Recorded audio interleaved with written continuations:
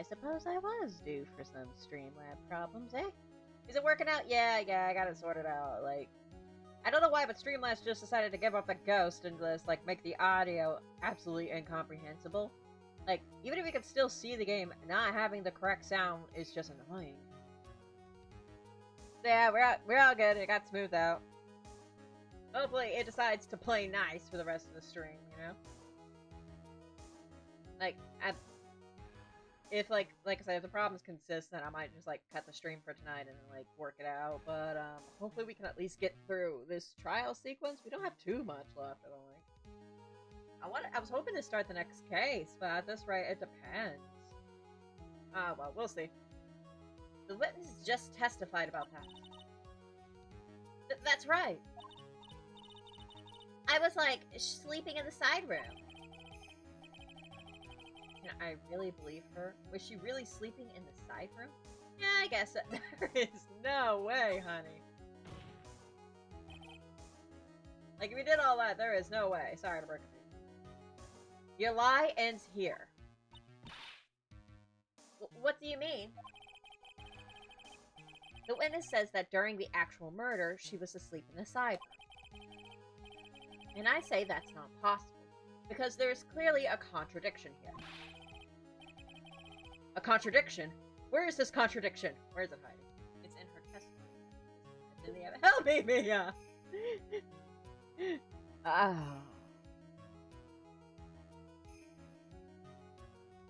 I'm trying to remember. It's like... Sorry, this whole, like, audio, like, thing got me, so... It's in her testimony just now. It's in the evidence. I don't know, I'm saving right here.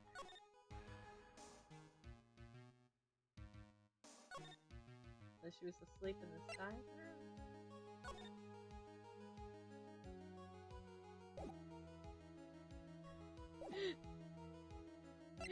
So, me, what do you got to say about this? I may have overreached on this one. Is there really a contradiction somewhere? Don't worry, you're on the right path. It might be a little hard for you to see the contradiction, but it's there. So, just this once, do you want me to help you out?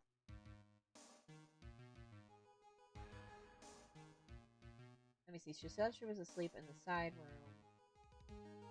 She said she didn't notice, like, with the costume. Yes, please help. Please, I need your help right now. Hold on. First, calm down. Good. That girl. She slipped up with her words. Her words? Okay, yeah, it's in her notes. If she really was in the side room the entire time, then she just testified about something she shouldn't have any knowledge of. And what is that? The rest is for you to figure out on your own. Mr. Wright, what is your answer? Okay. Time to add another bluff to the file. The witness says that during the actual murder, she was asleep inside. And I say that's not possible, because there's clearly a contradiction. A contradiction? Where is this contradiction? Ah! Oh, wait, we got it. Okay, phew. Sorry, I thought I slipped. Earlier in your testimony, Miss Meany, you made the following statement. And, like, Miss Morgan was the only one in the channeling chamber, you know? Oh, right, pushing should have known that. It's true that at the time, both myself and Miss Hart were not there. We had gone to call the police. So, like, what does that, like, have to do with anything? It's very simple. Miss Meany, how did you know that fact? How? I concede that Miss Faye was the only person in the channeling chamber. However, someone who was asleep in the side room could have not known that. It's a bit tricky because you would just assume she's talking about when she entered with her sister. But we just proved that her sister, like, she couldn't have been in the side room, made it to the Winding Way, and saw that Morgan was there because, well, she would have seen Pearl in the Winding Way. Yeah, it's a little bit tricky. Which means, Miss Meany, it's why I asked me, I'm sorry. I'm usually better at this. You did, in fact, go to the channeling chamber. But you didn't go there by the way of the winding way. Yeah!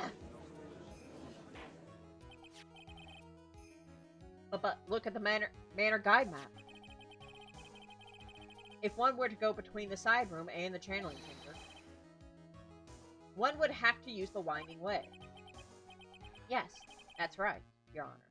Which is why I asked this very important question. Where was the witness at the time of the murder?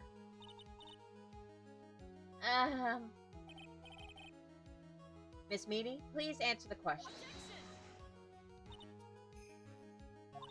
Oh, don't you wag your finger at me. Don't ask a question off of a baseless assumption, if you please. What's up? Well, I suppose since you've put it out on the table, Mr. Phoenix Wright, you might as well answer the question for us. Where was the witness at the time of the murder? Now's your chance, Phoenix. Time to pin this on you, Miss Meany. Yeah. The only person who could have killed Dr. Gray was Eenie Meeny. So now is the time to prove it. Now then, Mr. Wright, let's hear your answer. Where was the witness when the murder took place? She was here in the channeling chamber. It's the only possibility. My Marjorie. Miss Meany was here, of course. What? But that's the channeling chamber. Exactly. Isn't that the crime scene? That's right. Get where I'm coming from. Miss Meany was at the scene of the crime.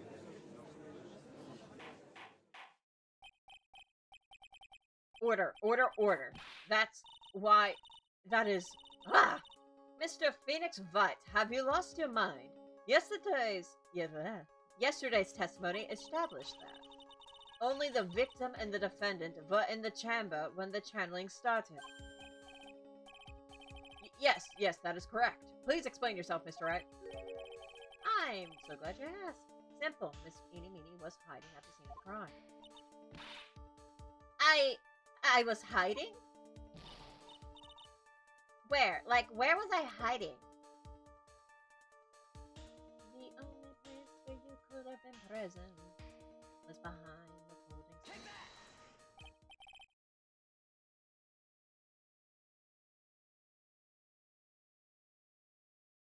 Here, of course.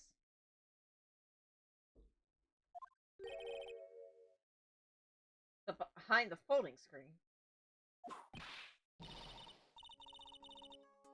Don't make me say this again. Recall yesterday's testimony. There ain't no way anyone was hanging out behind that folding screen. See? You stupid jerk. Quit being so quick to pin it on me, slimeball. And now, Miss Meany, one so young as you shouldn't be saying. Shut it, Gramps! As if you know exactly how old I am. I'm sorry. She kind of has a point. Looks like the pipe's about to burst. Guess I should help along. The witness was hiding behind the folding screen with the help of this. It is a little box. It's a simple box. You put that. I'll put the mail in the. I'll put them in the box. Tiny. I'll send that box. Send a box in another box. And I'll send that box to myself. And whatever eyes. Miss Meany. How you were able to hide yourself at the scene of the crime is very simple. You were hiding inside this box. Ah! That tiny little box? No person could fit in that. Au contraire. Sorry, but your theory has already been disproven. Lana disproved you when she was hiding from me.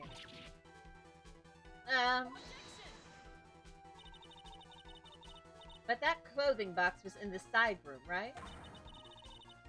Which means that it has nothing to do with the murder at all.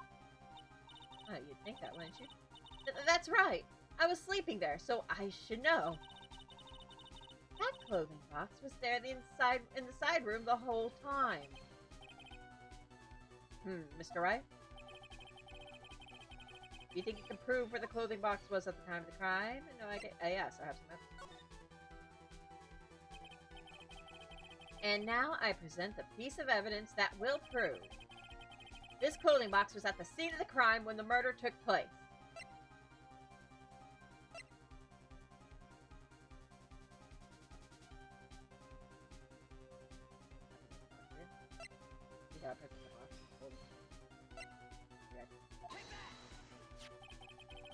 Okay, thank God.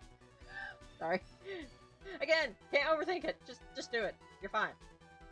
Take a look at this clothing box. You're so stupid. As if there's any sort of evidence in that old thing. This... What on earth? Yeah! I don't have time for you to sit there surprised. Hurry up and say it already.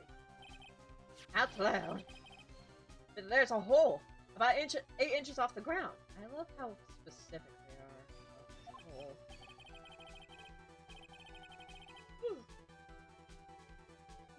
Sorry. Yeah. All about 8 inches off the ground. Where have we heard that before?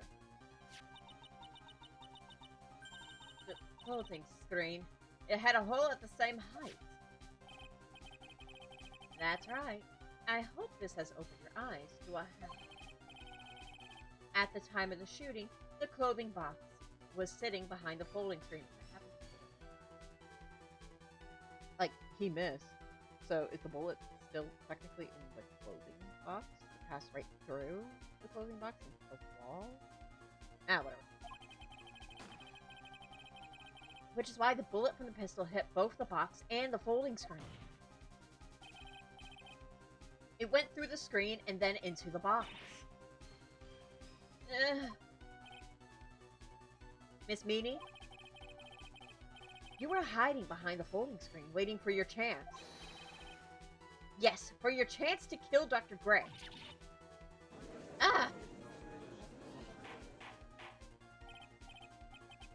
Order, order. So what are you saying? Then, Mr. Phoenix Wright, what about this picture? Are you saying that the person in this photo is Miss Eenie Meenie? That is exactly what I'm saying. Miss Eenie Meenie, you were hiding inside this clothing box all along. And you wore a medium's costume to masquerade as Maya Fey. To masquerade as as Maya Fey? Okay. She had it planned from the very beginning. She would kill Dr. Gray and pin the blame on my client. No. Stop! My birthday is tomorrow, technically today. Happy birthday, Susie Takano! How old are you turning, my friend? I'm glad I'm able to say happy birthday to you in person. Kind of. You can hear my voice, at least. Happy birthday! Woo! I can't stand to listen to any more of this foolishness. And what do you want for your birthday, my friend? What are you expecting to get? If that's the case, Mr. Phoenix Wright, then I have a proposition. This whole idea that the witness moved the clothing box to the crime scene, pretended to be the defendant, killed the victim, and then fled the scene of the crime. You can't sing happy birthday or you'll get a copyright strike. That's true. Happy birthday to you. Happy birthday to you. Happy birthday to you, Susie Takano. Happy birthday to you. There you go. That's like less than 10 seconds. We're fine.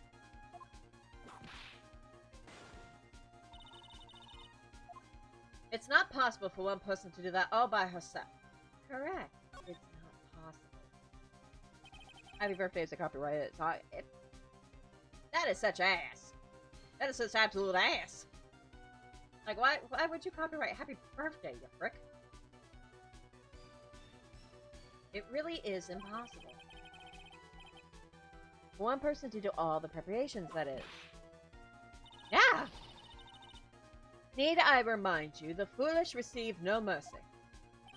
Copyright law is silly. I know, right? Like, I hate copyright law so bad. But wait. Like, it gets abused so often on Twitch and YouTube, and it's just such a headache. Like, damn. I hate it. Oh. Thanks for the birthday wishes. No problem. I hope you have a really good birthday. Birthdays are special. Miss Von Karma, you said it was not possible for one person, correct? But what about two? What? You can't be serious.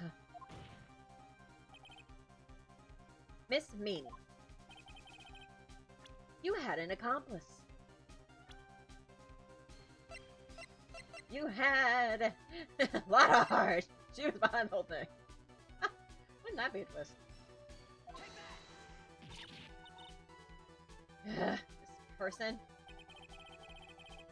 If it wasn't someone from the Kron village, you couldn't have gone to concert. Is Pearl her accomplice? I know, right?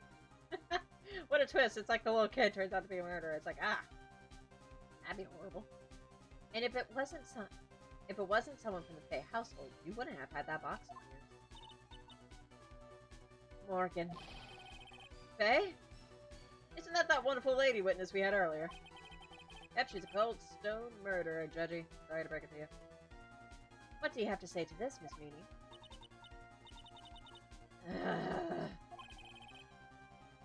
You shot Dr. Gray with your own 2 hands!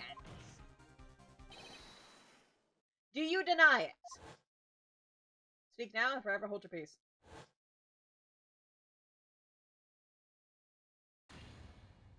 Was her personality before fake, basically? Yeah, basically. I think this is what really happened.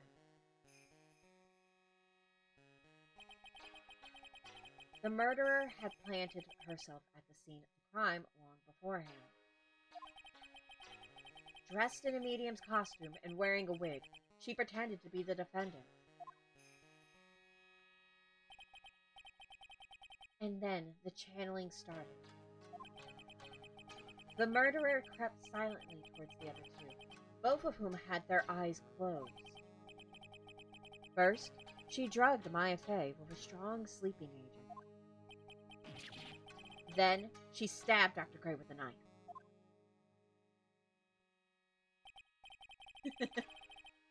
Next, she hid my client inside the clothing box. Ah, poor Maya. She looks so innocent. She did that so she could take Maya's place and frame her for the crime. But that's when something unexpected happened. Unexpected. Yes. Bang goes the gun.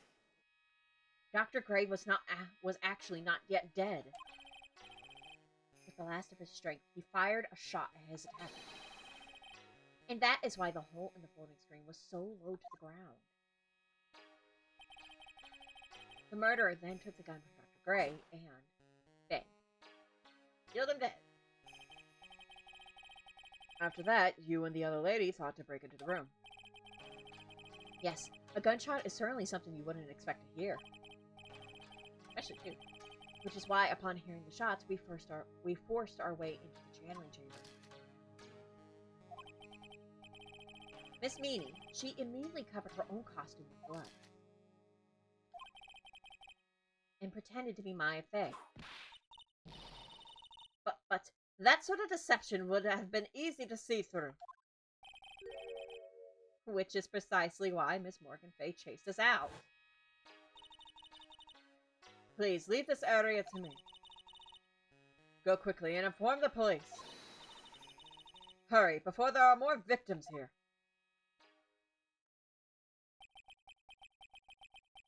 What is one supposed to say?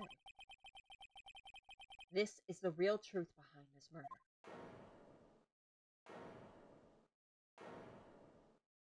Da-ding-da-da-dum. So she was a good guy after all. Exactly.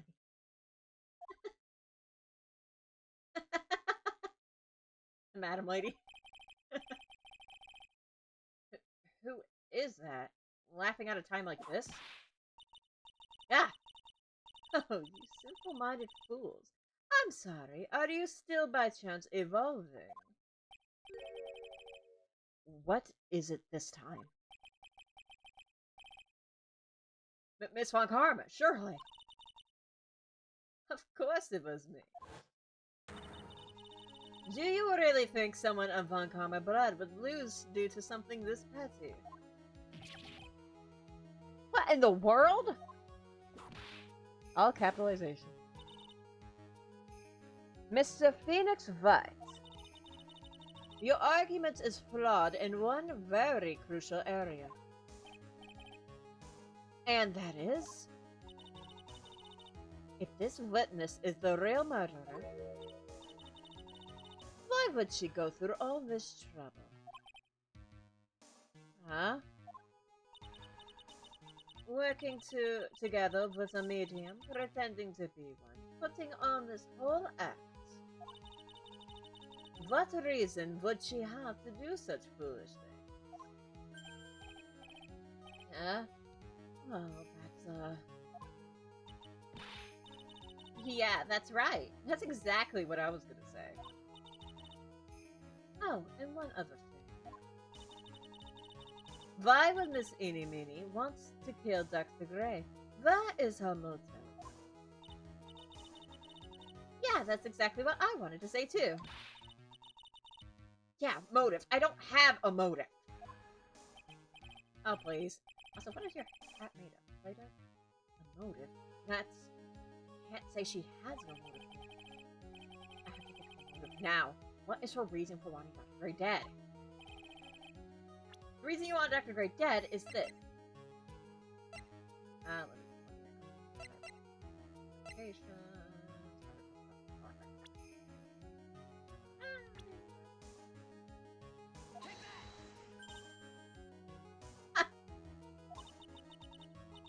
Just as I thought. You bore me with your silly answers, Phoenix Wright. Oh, why are you using my full name now? That's great. Now even she's calling me by my full name. What's your middle name, by the way, Phoenix? I'm curious. You think I did this to get revenge for my sister's death? Yes.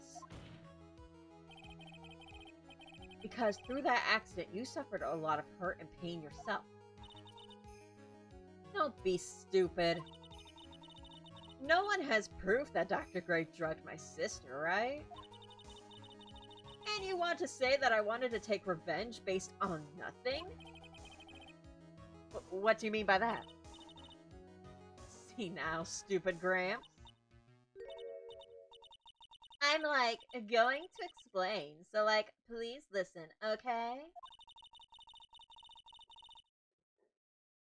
It's been over half a year since I was discharged from the hospital. If I, like, wanted revenge, then, like, I wouldn't have waited this long.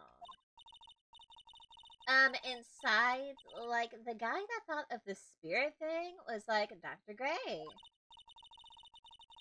It was, like, a total coincidence he asked me about it, you know? She's back to her airhead persona. However, you see... Ah! Pathetic, Mr. Phoenix Wright. You failed to support your own theory.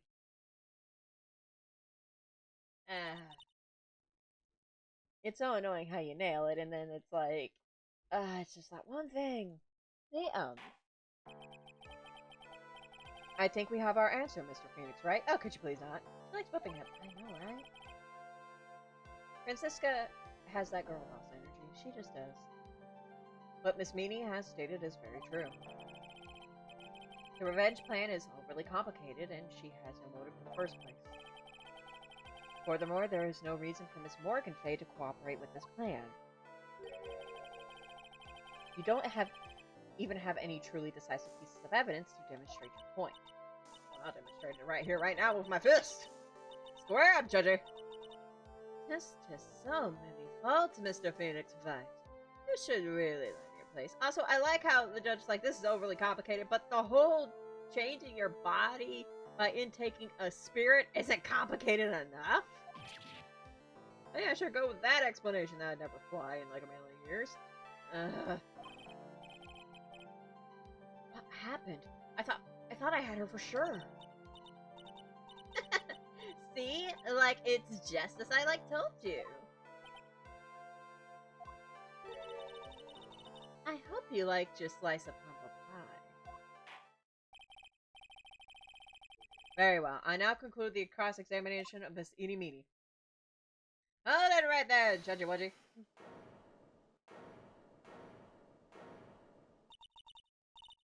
Your Honor, please allow the defense 1 more minute. Alright. You can't lose here. Have faith in yourself, Phoenix. At least you're not calling me by my full name, Mia. Mia. Yes, it does sound like a ridiculously messed up plan for a murder. But then again, weirder stuff has happened in this courtroom, so, you know, it's not that hard to swallow. But you know, regardless, that girl trained for this crime. Really? I mean, she did fake an entire persona for a while. Don't believe in yourself. Believe in the pearl that believes in you. Exactly. Don't just believe in yourself. Believe in the me that believes in you. Listen, Phoenix. Everything happens for a reason. Your objection will pierce the heavens. There is a reason for why she had to kill Dr. Gray. And it is also the reason she had no choice but to kill him in this fashion. Time is up, Mr. Wright. Your final answer, please. If you want to say that you can prove Miss Meenie had a motive, then... Why did she kill the victim in this way? Can you prove the reason? Can you provide the reason? What was the reason for... Coronavirus... What? What? I don't know. Can I really do this? Yes. Yes, I can. For some reason, I like doubted myself. I'm like, yeah. Wait. I am not totally confident here, but I know that I must press on no matter what. I mean, if we say no, that's pretty much the end of the trial. So. That's right, Phoenix. Only you can do this now. I will show and substantiate the fact that Miss Meenie had a motive.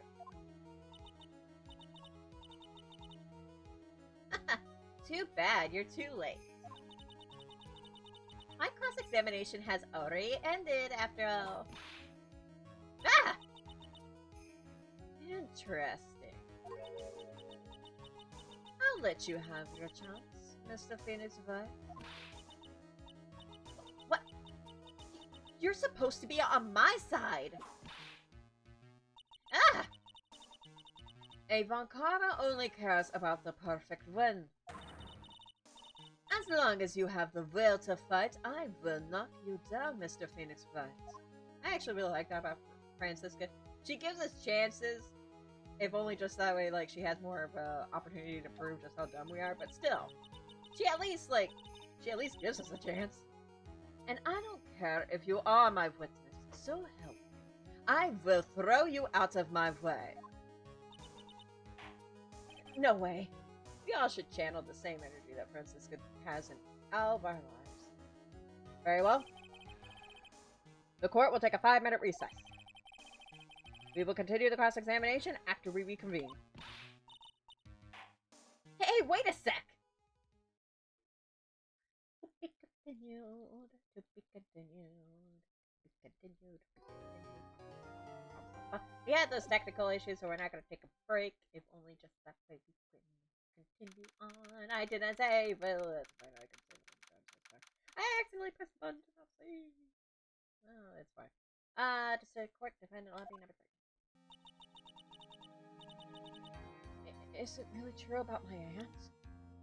Yeah, sorry to break this to you, honey, but your aunt is kind of evil. I mean, her name's Morgan. She was kind of set up to be bad, you know. Sorry. I'm afraid so, Maya. There's no way Eenie could have killed Dr. Gray by herself. And the only person who had access to Quran Village at the time was you and Pearl, and I'm pretty sure neither one of you did anything. And under the circumstances, there is no one else other than your Aunt Morgan. That's terrible. Why? Why would my aunt?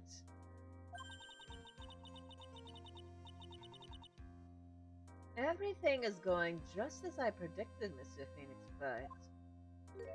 It is? Honey, you psychic? Give me the lottery numbers. Ah! Miss Von Karma! You're even hotter than I imagined! sorry, she's seen Von Karma before. I don't know why I said that. You're even hotter at pose like this. Why are you doing this? Why are you trying to take revenge on Nick? Nick had nothing to do with what happened to your dad. Oh, yes and no. Don't you have something better to be worrying about? Say, your own situation. Looking down on me, even though we're the same age.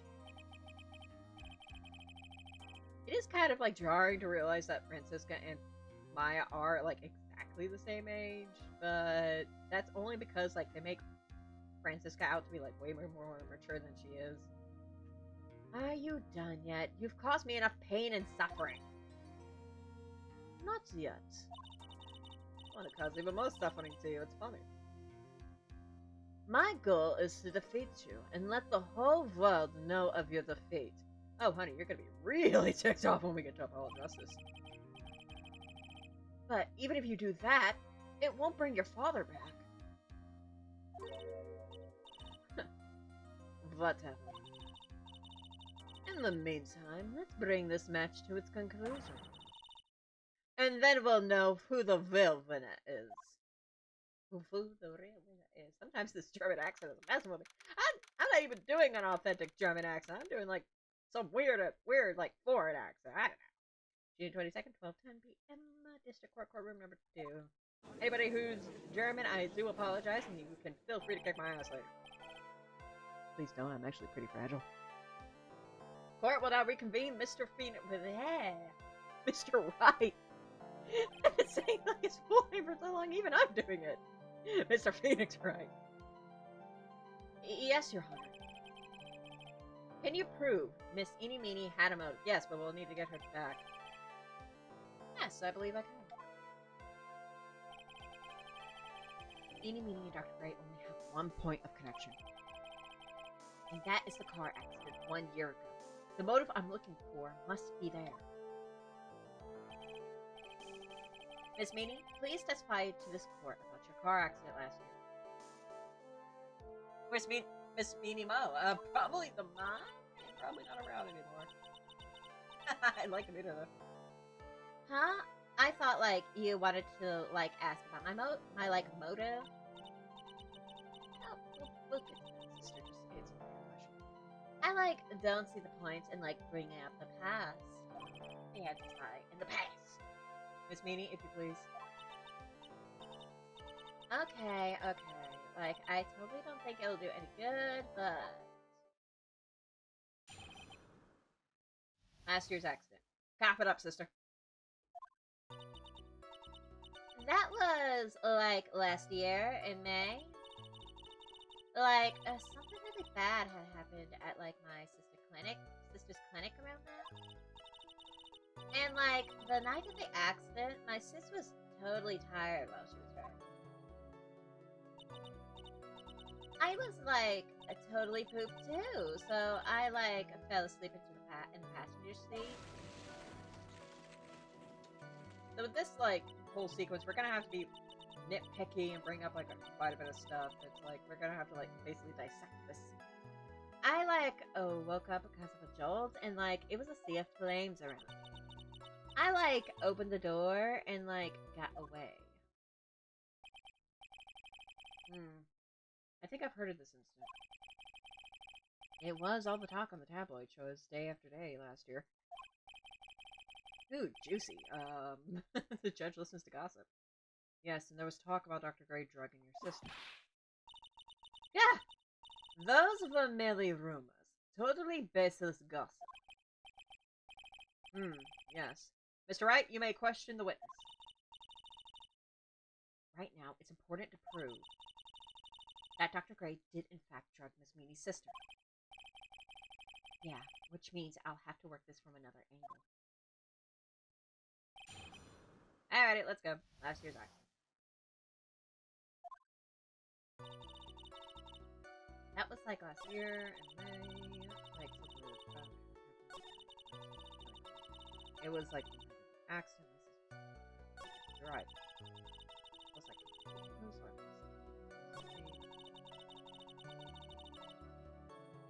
So I don't think there is an obvious contradiction here. I think we have to start testing until she slips up on something. She is recounting an actual event that did happen. The slip up here is... well, it has to do with something else. Okay, like, wait a second. Driver had fallen asleep at the wheel. Like, totally tired. I opened the right door and, like, got out. I don't remember anything else. And the scene needs to leave. The wonder of the car's sister. Yeah, we have to get details.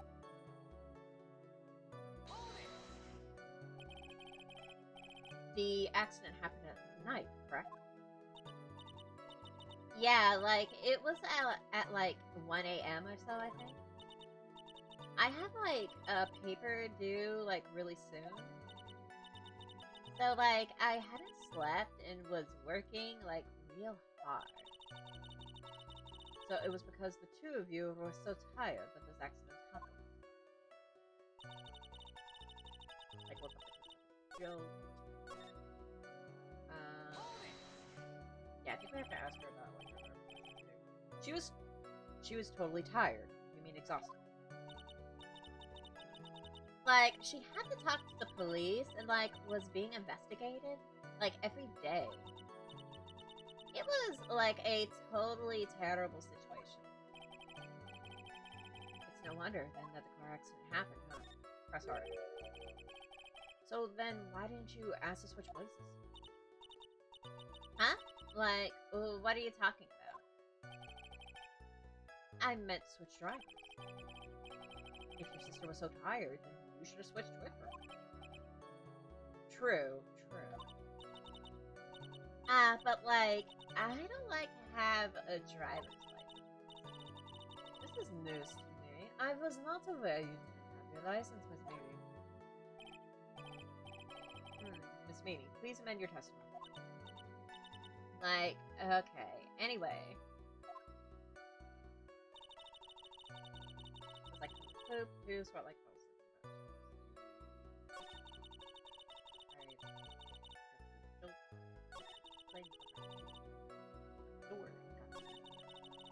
I like rice, and because we received this photo which was for her driving.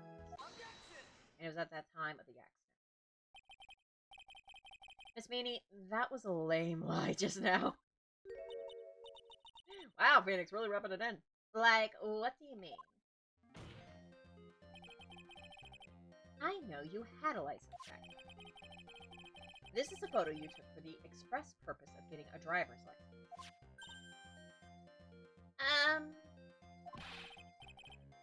What is the meaning of this, Miss Meany? That's right. Yeah, I had, like, a license, but... But what? What's up, sister? Break it down to me.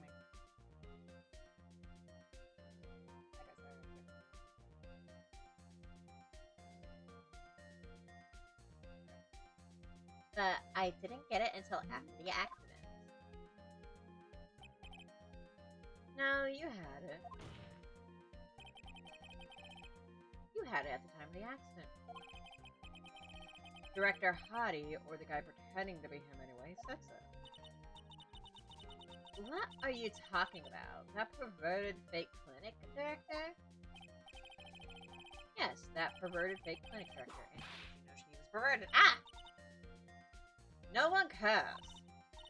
I almost had like a Valley Girl accent with that. Like, my bad. Witness, when did you receive your driver's license?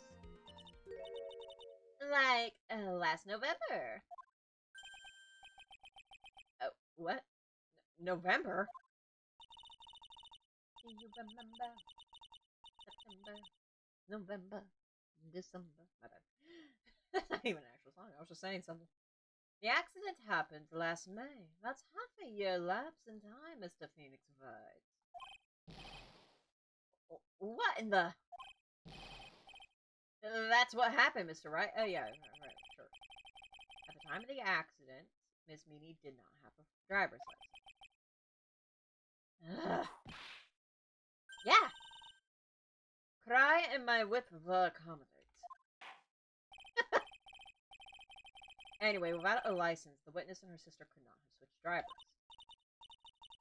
I'm, like, glad you get it, but... Like, even if I had my license,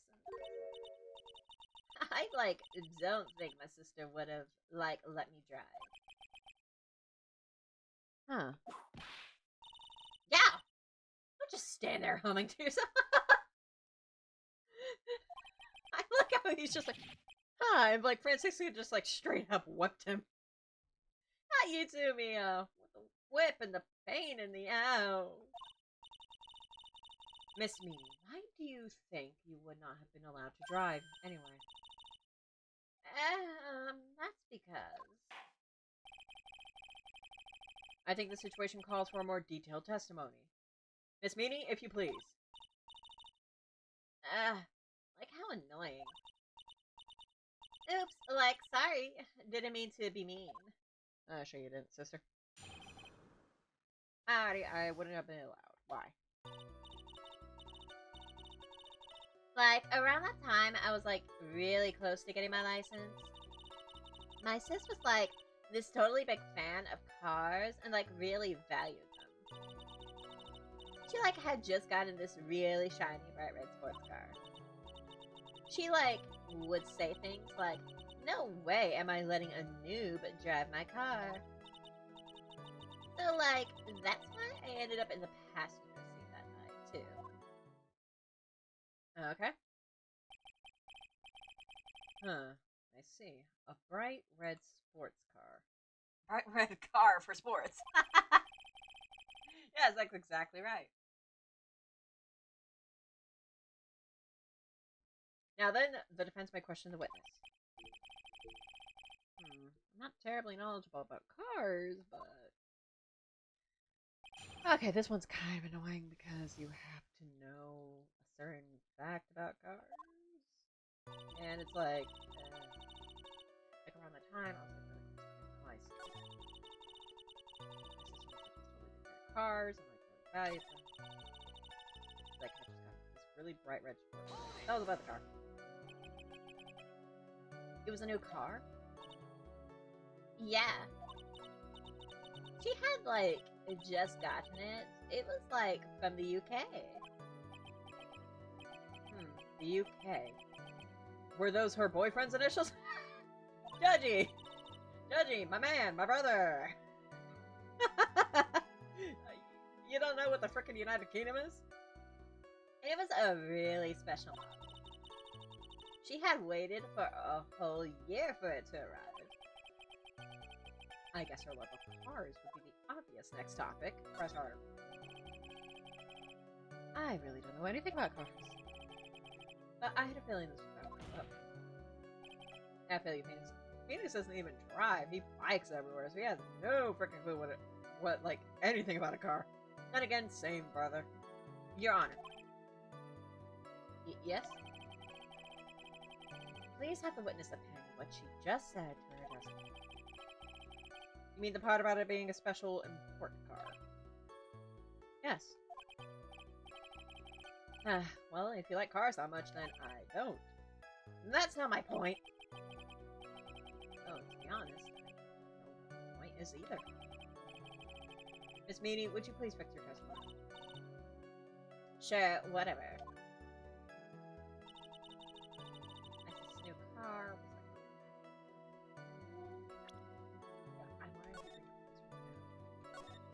because what you're supposed to present has to do with what side of the car you're supposed to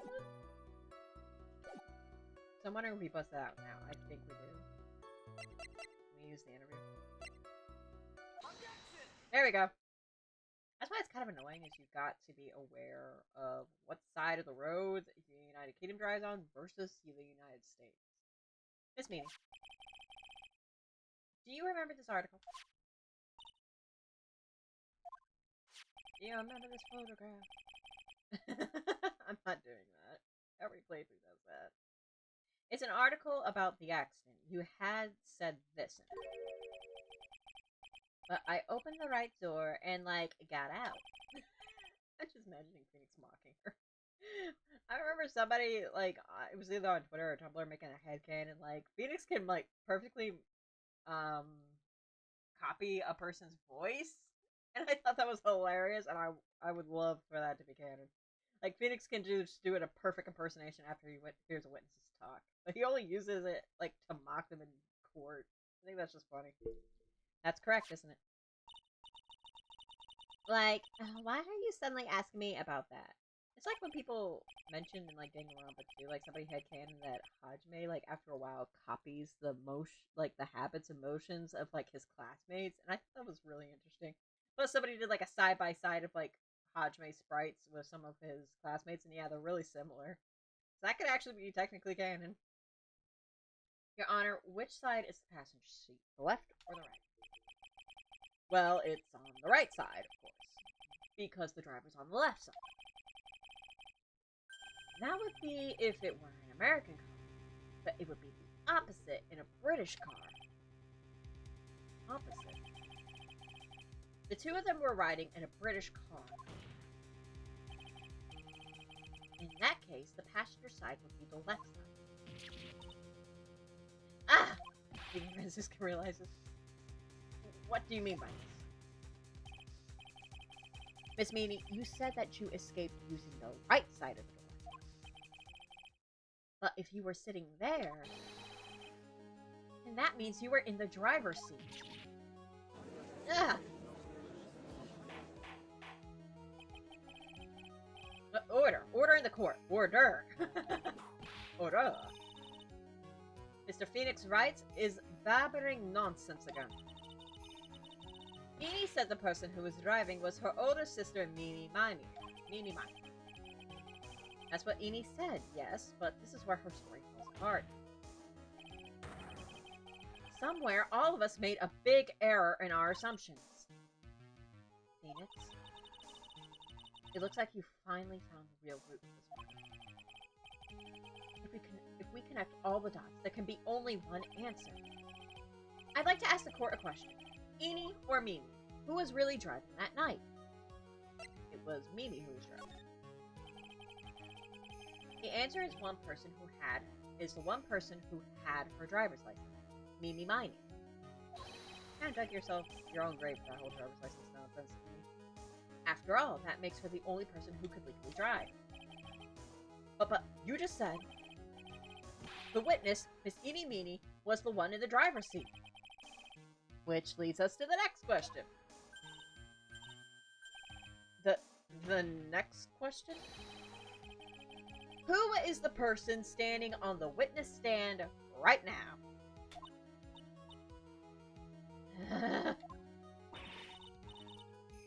What sort of idiotic ruse is this, Mr. Phoenix provides? The best kind of idiotic. This witness's name is... I'll tell you what her name is. Her name really is.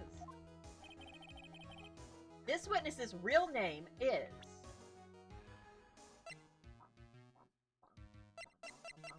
this person's real name is... A lot of heart. Sorry, I'm bringing that up again.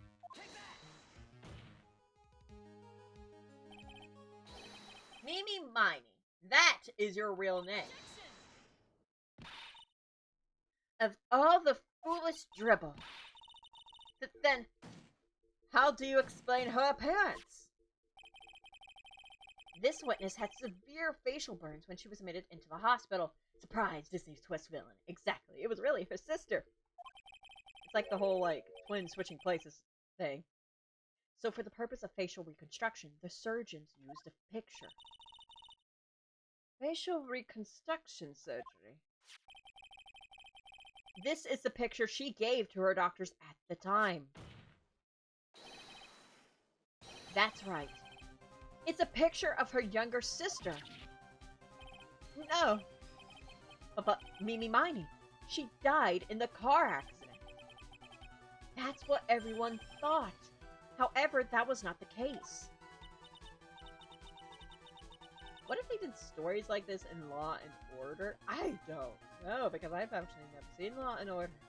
So, did they never do that?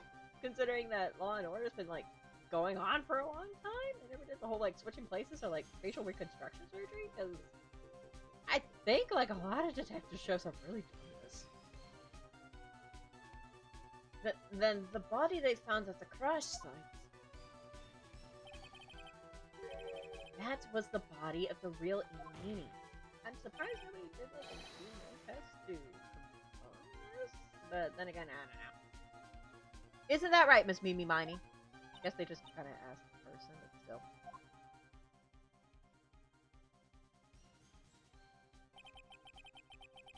That car accident 1 year ago. The one who died that night was Eenie Meenie. Her sister, Mimi, then stole her face and was reborn as Eenie. With this, she effectively erased Mimi Miney from existence. Your Honor, I'm sure you can now see why Mimi had to kill Dr.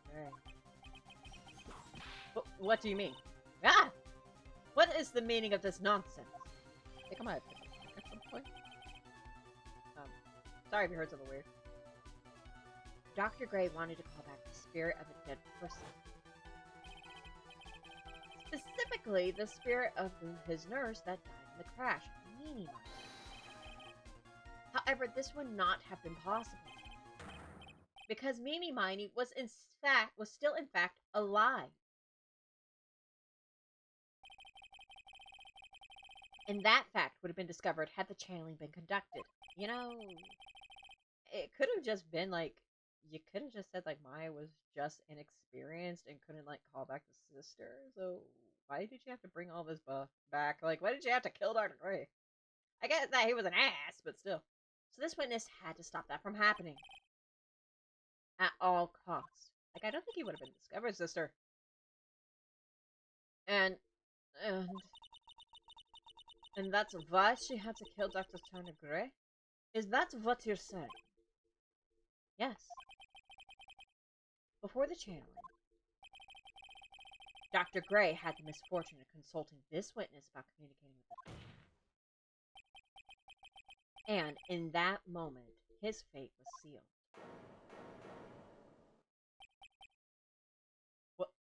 What? Well, Miss Eenie?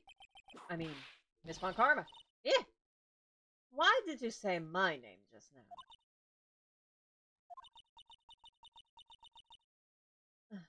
Looks like I've been unmasked.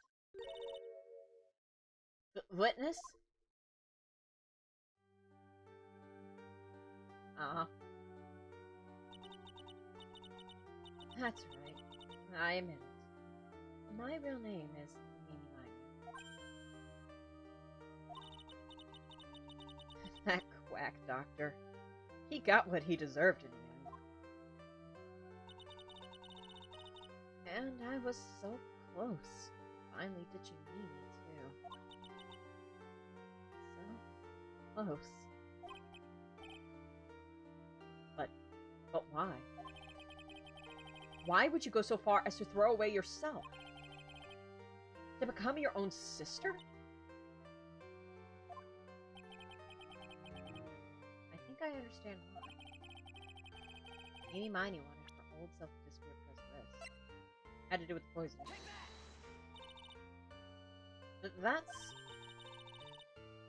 that's about the malpractice incident. Dr. Gray was right.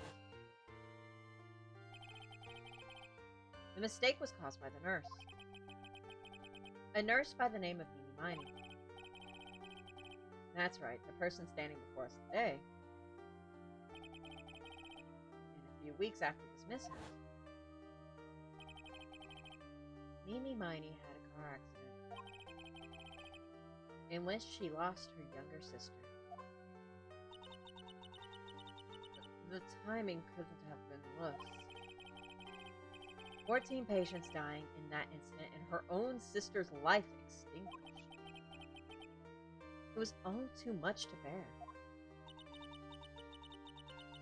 If I found a way for myself to escape it all, I found a way for myself to escape it all. The only way. She lost everything in the flames of that accident. Her sister, and even her own face. This was her last chance. Her chance to throw away her past and start a new life as her sister.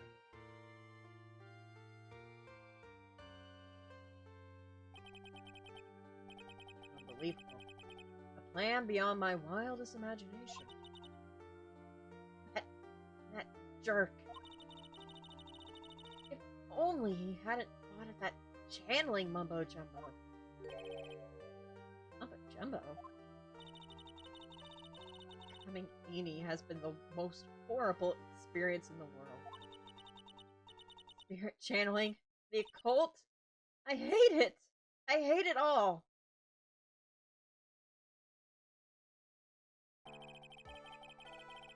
I believe there are still a few unsolved riddles here, such as... Why did Miss Meany choose to go with such a complicated plan? And why did Miss Morgan Fay agree to help her execute it? Regardless, I believe one thing has been made crystal clear. The innocence of the defendant, Maya Fay. This is preposterous. I'm perfect. Me, Franziska von Karma. I'm going to enjoy the news tonight, Miss von Karma. How about you? It's going to be broadcast all over the world, right? Your defeat, that is. Yeah! Ow, ow, ow, ow, ow, ow. Ouch. Phoenix! And one more for good measure. Phoenix, no, honey, are you okay? He's dead. The Phoenix? Hang in there, Phoenix. Phoenix! This court is a fraud. A sham. Oh, it's a kangaroo court. Now then! Now that the man has died in my courtroom. Looks like it'll be some time before Mr. Wright regains consciousness. Yeah, I'd say so. So I will go ahead and pronounce the verdict. Not guilty. Ah!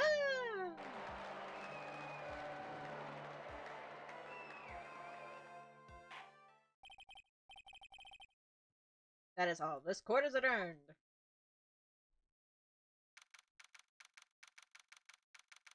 June 22nd, 3:13 p.m. District Court, Defendant Lobby number 3. Congratulations, Maya. Sis! Aw, look at that. Isn't that cute? That is totally adorable. It's good to see you, Maya. How are you doing? Sis! I didn't kill anyone, did I? No, you didn't. It was all just a dream. A really bad dream. You know, sis, in my dream, I smelled a really familiar scent. A familiar scent? I was inside that clothing box, right? That box. That was the box you used to store your clothes in a long time ago. Aw. That's right. Aw, that's so sweet. She was comforted by her sister. There's still one thing I don't quite get. What's that? What would have happened if Mimi hadn't shot Dr. Gray? I mean, we broke in because we heard a gunshot. I think Mimi Miney had planned to open the door to the chamber herself. And then you and Lotta would have witnessed quite a scene.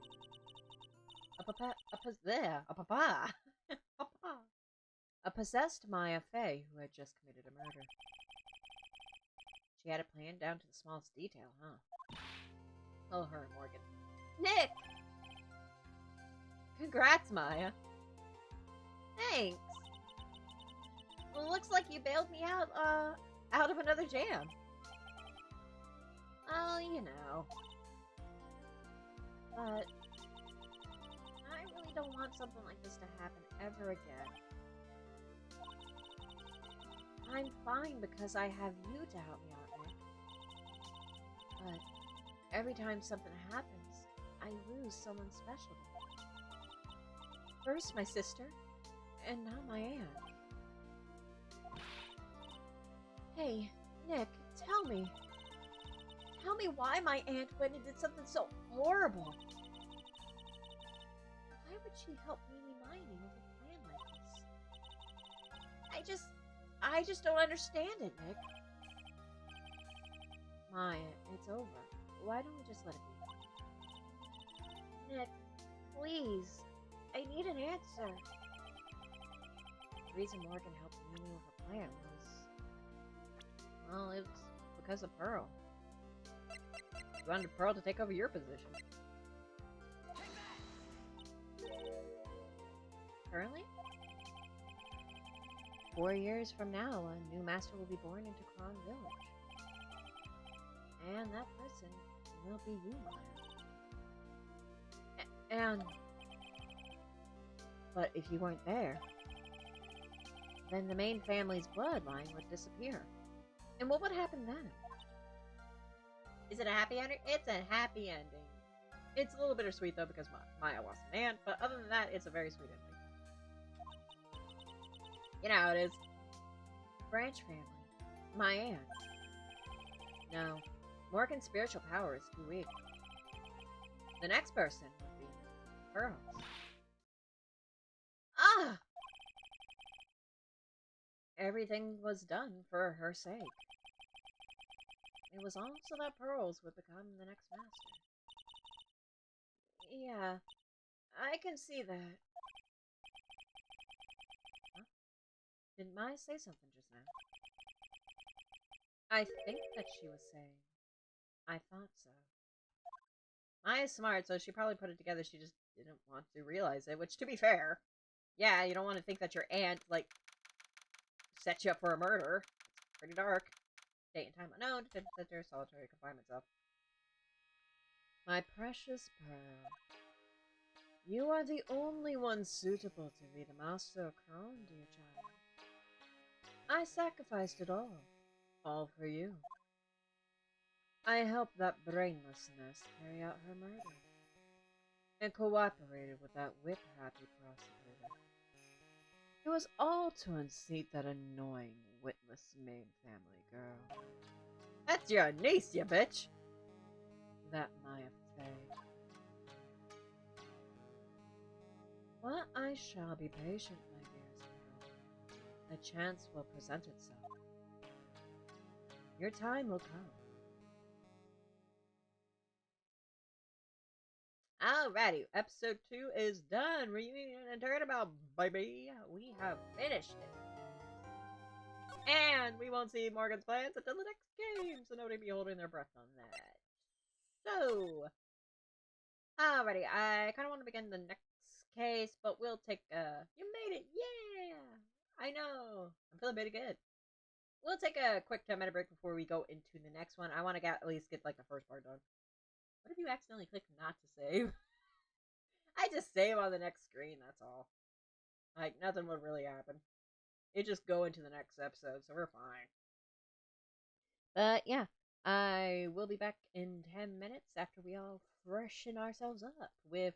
And we will be going into Turnabout Big Top. And just for the record, I won't be saying crap about this case.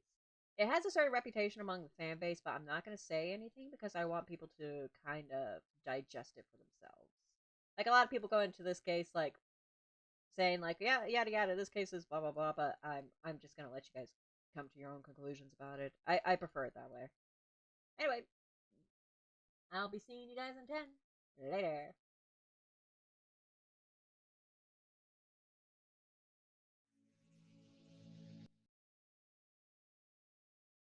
I was glad I could watch the stream. Ah, thank you, CC Carl. Are you leaving? Or are you gonna stay a little bit longer?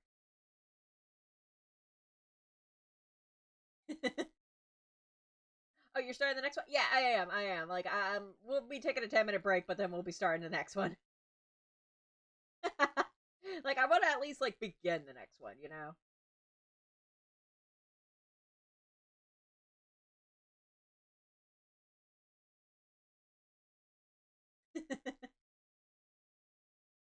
Yeah, we're just gonna take like a 10-minute break, so.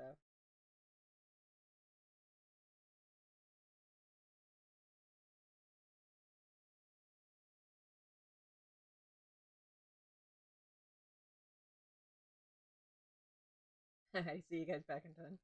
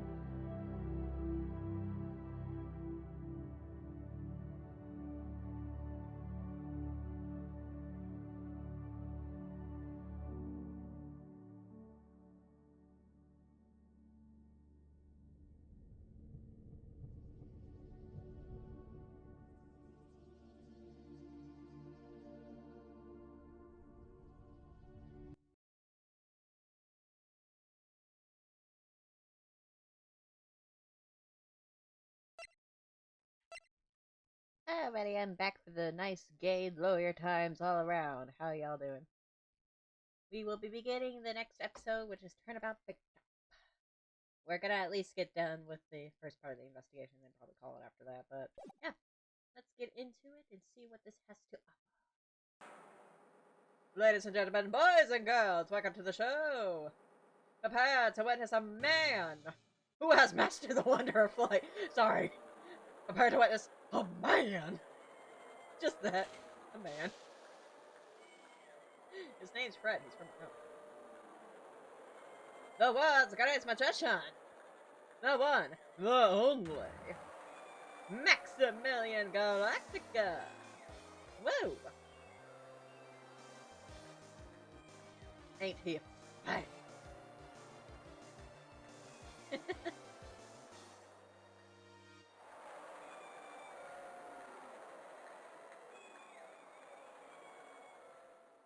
We back, yeah. Did you witness the floating man, CC Takata? December 26th, 8:12 p.m. Very big circus entrance. Circus entrance.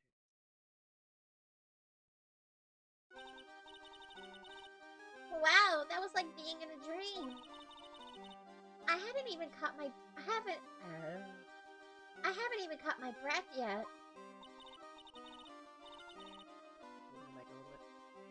That was amazing, wasn't it, Pearly? It was great. There was a dancing bear. He's back to normal, yes! We have our cutie patootie. And a tiger that jumped through a ring of fire. An elephant that rode a giant ball. Not to mention that guy who flew through the air. Yeah, Max Galactica. It was absolutely fabulous. She's back to normal. Just a normal day. Yep, just a normal outing to the very big circus. Huh? What? Max? Oh yeah, he was okay. Max Galactica, the world's greatest magician. Juicy has something to say about that. Magician? Magician? No, a magician. Mr. Nick? Huh? What is it? Does magic have anything to do with channeling spirits? I don't know.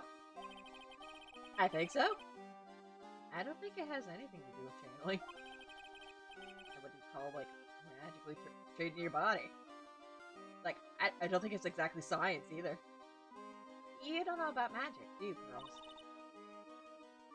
I'm sorry. Pearls needs to watch Sailor Moon. She needs to watch either Sailor Moon or Cardcaptor Sakura. She would love those. I braved the winter cold and took Pearls to see the circus. I'm sure CC Takata would agree. It's been 6 months since that terrible incident in Karan Village. It was during that trying time that I met Pearls. By the way, CC Takata, are you there? She doesn't get out much, yeah. No, she doesn't. She's very sheltered. I was gonna ask you, CC Takata. I've been meaning to ask you for a bit. What does the CC mean? This might be a question that's been a long time coming, because it's like, I've been meaning to ask.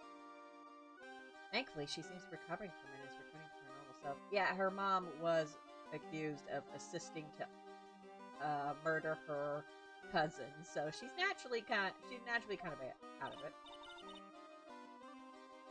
It's time to go. You're right. You can't miss the last train. Pearls, you remember the train? Of course I did. She didn't have to run again. I don't really understand what everyone means by express train. One step at a time, brother. One step at a time. Well, Nick, see you later. I'll come by to help clean the office. It's got to be spotless for the new year. Don't worry about it. Really. You're going to visit Mr. Nick on New Year's? Maybe. I know what's coming. I'm glad you will get to spend your New Year's with your special someone. And there it is. Pearly, look, it's time to go. Happy New Year, Mr. Nick. Happy New Year. I really hope it'll turn out that way. She's shipping them.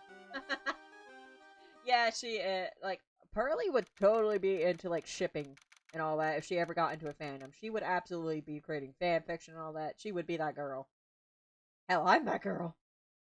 December 28th, 9:12 a.m. Right in co-op says, I see you are keeping the secret as to your CC name, CC Ducato. Fine, don't tell me. Well, today wraps it up for this year.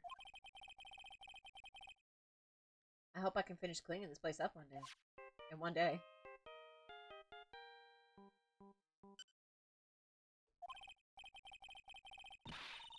Hello, this is Rat and Coat. Nick, it's terrible.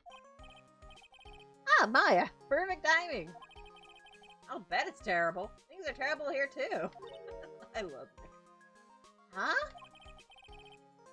The office is a terrible mess, and I have to clean it up. Oh, by the way, Edgeworth's been accused of murder again. Anyway.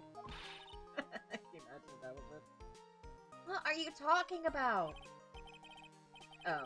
My dirty office. What are you talking about? Listen, Nick, you have to turn on the TV. The TV? Now, let's check in at the scene. Huh? What happened? Thank you. We're here at the Berry Big Circus. The Berry Big Circus has become the center of a sensational murder. Ooh. The scene has created quite a stir among the throngs of excited onlookers. Among the thongs of excited onlookers. Sorry. It has sent a quiver down everyone's thong. The Berry Big Circus? That's the circus we went to, right? I love how the pun is just berry sounds like berry. They're saying that there was a murder? Ah, damn it, I knew I should have cleaned up that body before we left. That clown had it coming to him. Yeah, they arrested him too. Arrested who? Max! They arrested Max Galactica! I like how I said that like as if Maya was offended. Like, Max, you idiot! Maximilian Galactica. Fans call him Max. A popular magician who can fight with the sky at will. Maya said she was a huge fan of Max. Which means... Alright, Nick, I'll see you in 2 hours at the detention center. Huh? What? See you there! You still got plenty of time to clean up your office later. What? Ah. Hey, Charlie. You get a load of that? Charlie. A quiet decorative plant. I almost said quiet. A quiet decorative plant, like, as opposed to those loud decorative plants. I wouldn't mind his help cleaning this place up. Yeah, Charlie, to come send you.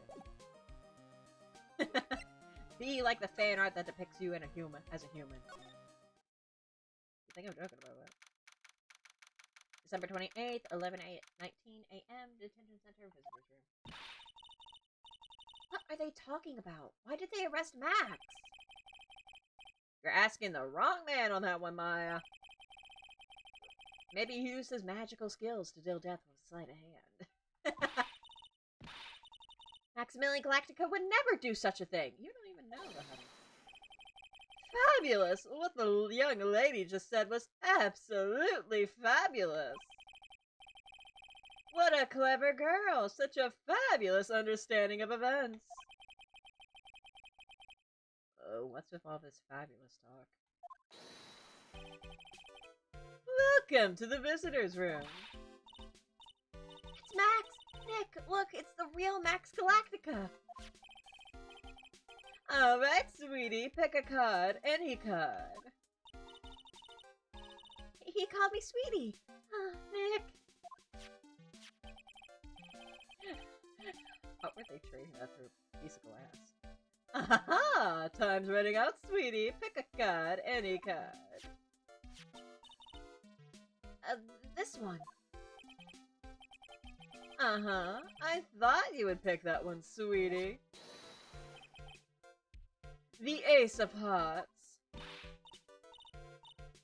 Ah, he got it! He got it! Nick, look, he got it!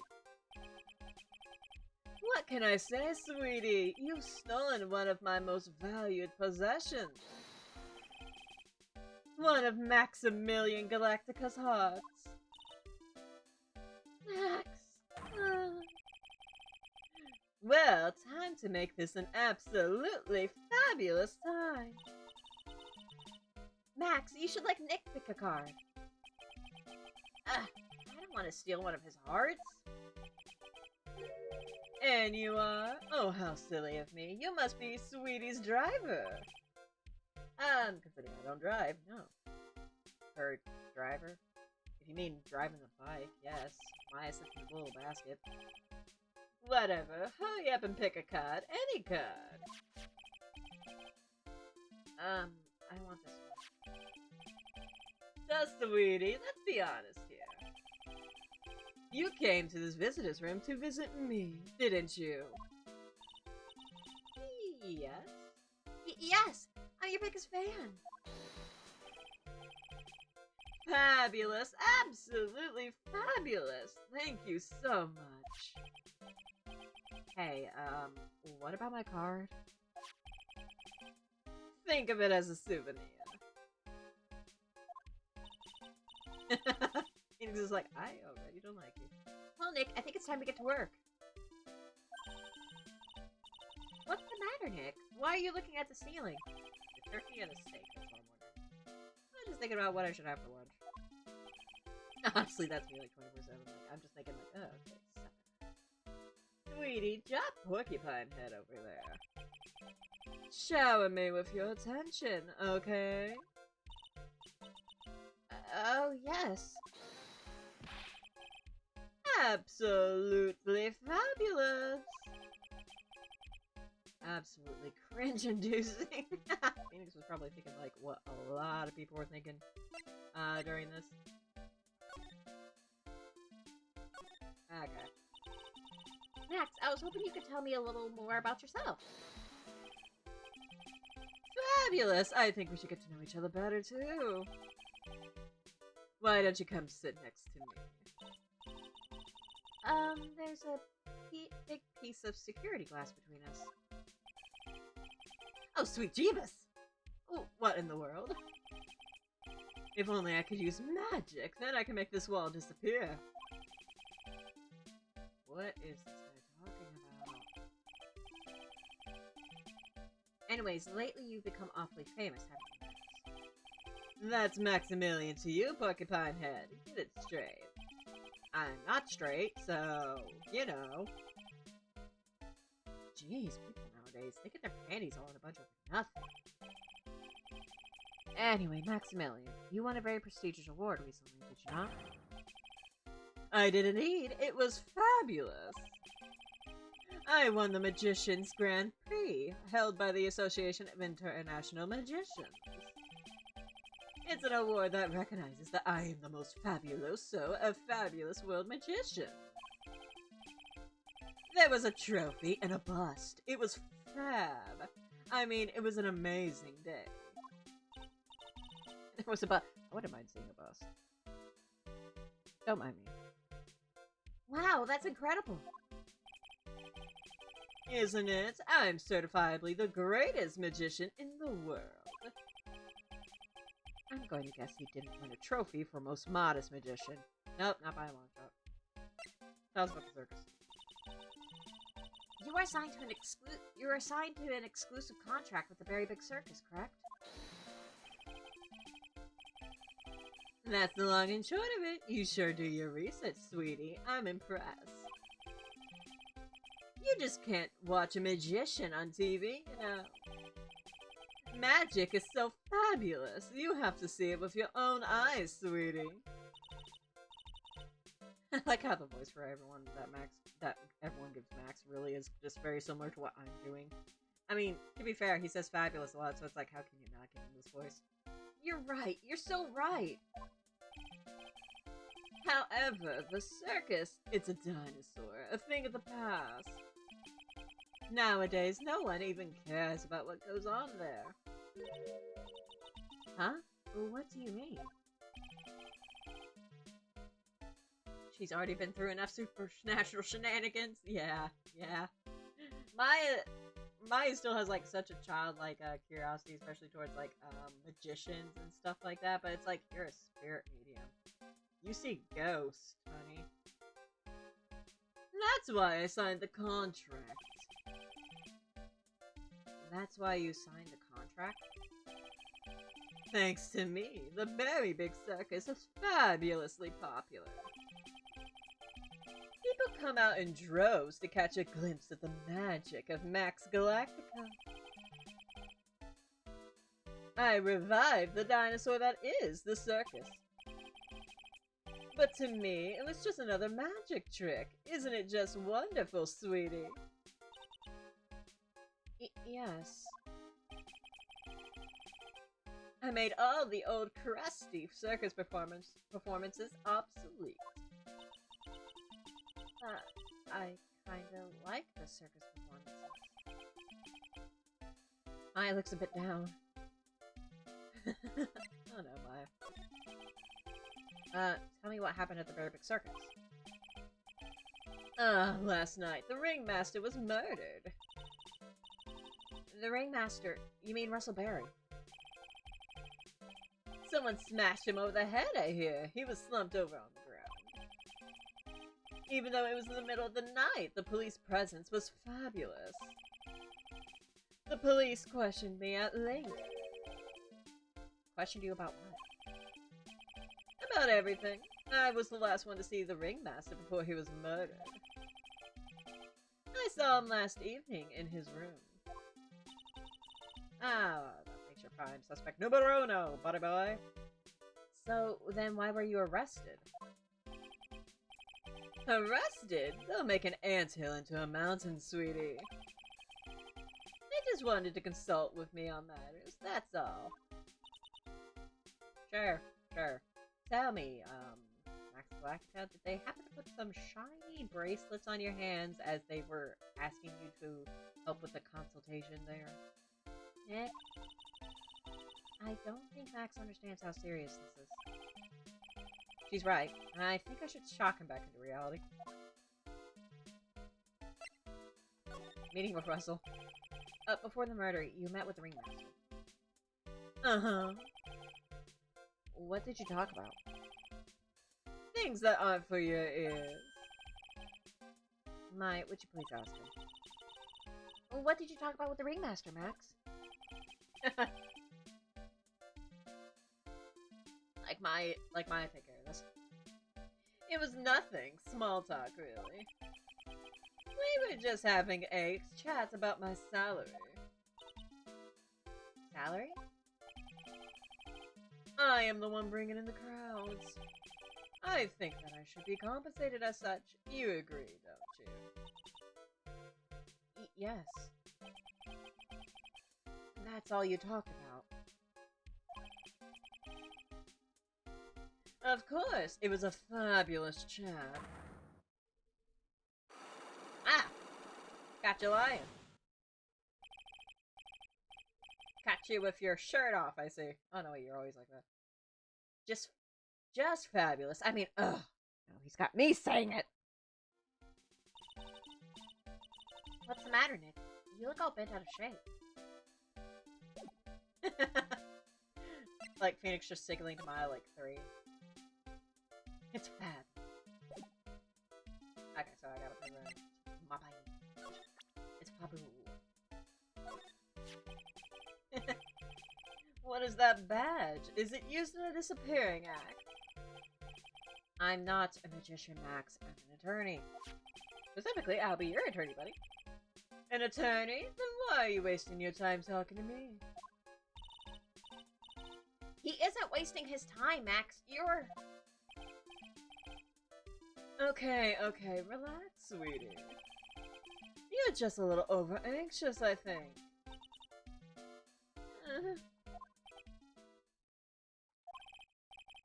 Anyways, I've been curious about something for a while now. What's that? Why do you keep looking at me with such a sad look on your face, sweetie? Because you've been arrested for murder. Oh, don't be ignorant. They wouldn't arrest someone like me. Uh-huh. Why is that? Obviously because I'm the fabulous Maximilian Galactica. So, I'm the very big star of the very big circus. And that means she's painting his bad makeup. I know, right? It's like, because you look so damn garish, yeah, whatever. It's like, who let you out of the house like that, buddy boy? It's like, it's not doing you any favors. I'm rich. I'm paid fabulous sums. Well, to be fair, if you're rich, you can get away with murder. So, you might have a point there. Oh, which means what? Max? Quit joking around. You've got to be pulling my magic wand. I am not going anywhere near your magic wand, buddy. I will not be pulling crap. The police aren't really serious about all this, are they? They don't arrest people as a joke. Oh, look at Max. He's crushed. Well, he needed to wake up and smell the coffee. This is serious business. Uh, yes? I mean, sir, you're a lawyer, right? Huh? Oh, yeah, I'm an attorney. Please help me. I didn't kill anyone. I didn't kill nobody. Didn't kill nobody? Does he have a fabulous... I know, I'm wondering about that too, like, so... I mean, like, he puts on an air of, like... of, like, paying attention to Maya and all that, but I'm like, okay, so how deep in that closet are you? I may be more spoiled than a hog in a hamburger mud pit. But a killer? That's insane. I could never. But Max? I swear. I just wanted to pay off my daddy's debt. He's back on the farm. Okay, I'll take your case. Just stop crying. But really? I like how one of his fake eyelashes came off. Really? Thank y'all much. Y'all sure are nice folks. Max? Yes? What's your real name? Suddenly he's southern. I know, right? I can't pull off a southern accent, even though I'm southern myself, so, you know, the contradiction's there. So, it's like, yeah, he, like, just imagine, like, an extremely southern farmer kind of voice for him whenever he switches to this. It's Billy Bob Jones.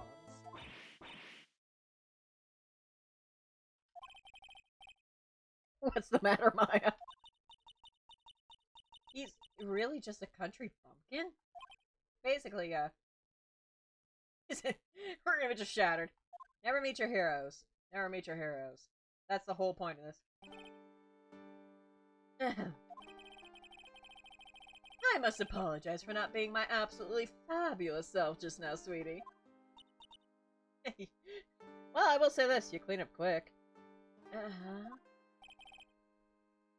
Mr. Attorney. Yes? A few minutes ago, you took one of my cards, didn't you? Dolly Parton is a southerner, and she's fabulous. Dolly Parton is a national treasure, and I will not have any Dolly Parton slander on this channel whatsoever. She's amazing. I love her. Now that he mentions it, I did take a card. It's even better because I actually lived out in North Carolina. I was really close to Tennessee, like I was an hour away from Tennessee. But specifically, I was an hour away from Dolly Parton's theme park. She has an entire theme park, and it's a great theme park. They're constantly updating it and stuff. And I really want to go back to it. It's called Dollywood. It's great. If you're ever in the Tennessee area at any point, like, look up Dollywood and see if you can go there. It's good. It's great. Like, trust me. It was the Ten of Hearts, right? But how did he got it right again? What can I say? You too. You've stolen some of my most valued possessions. I can't believe she funded one of the COVID vaccines and created Buffy. Yeah. Yeah. Her legacy stretches on. She's done, like, a lot of really good stuff, too. She's done like a lot of charity work and stuff. And anytime she like has interviews or she says anything, it's usually very smart and very well thought out. I've been to Dollywood a few times before. You have? Okay. Isn't it weird, the idea that we both could have seen each other at some point during our visits to Dollywood? We just didn't know that... We just didn't know each other. Isn't that kind of weird to think? But yeah, like, anytime Dolly Parton, like, releases a statement, it's very well thought out, and she never disappoints. Like, she's absolutely great. What can I say? You too, you've stolen some... Okay. 10 of Maximilian Galactica's hearts. You sure do have a lot of hearts, don't you? I'm putting my faith in you, sweetie. He didn't just call me sweetie, did he? Phoenix is like, I'm bisexual, but no. Just no. Alright, let's make this an absolutely fabulous case. Come on, Nick. I'm in Tennessee, and I've been there a few times with family road trips, and I went on a field trip there once when I was a kid in middle school. I had, like, my family had season passes to Dollywood. Yeah, so we could have at some point seen each other. Like, isn't that weird to think? If I ever go back out to the Tennessee area, like, would you be willing to, like, meet up at some point? Because that would be really cool.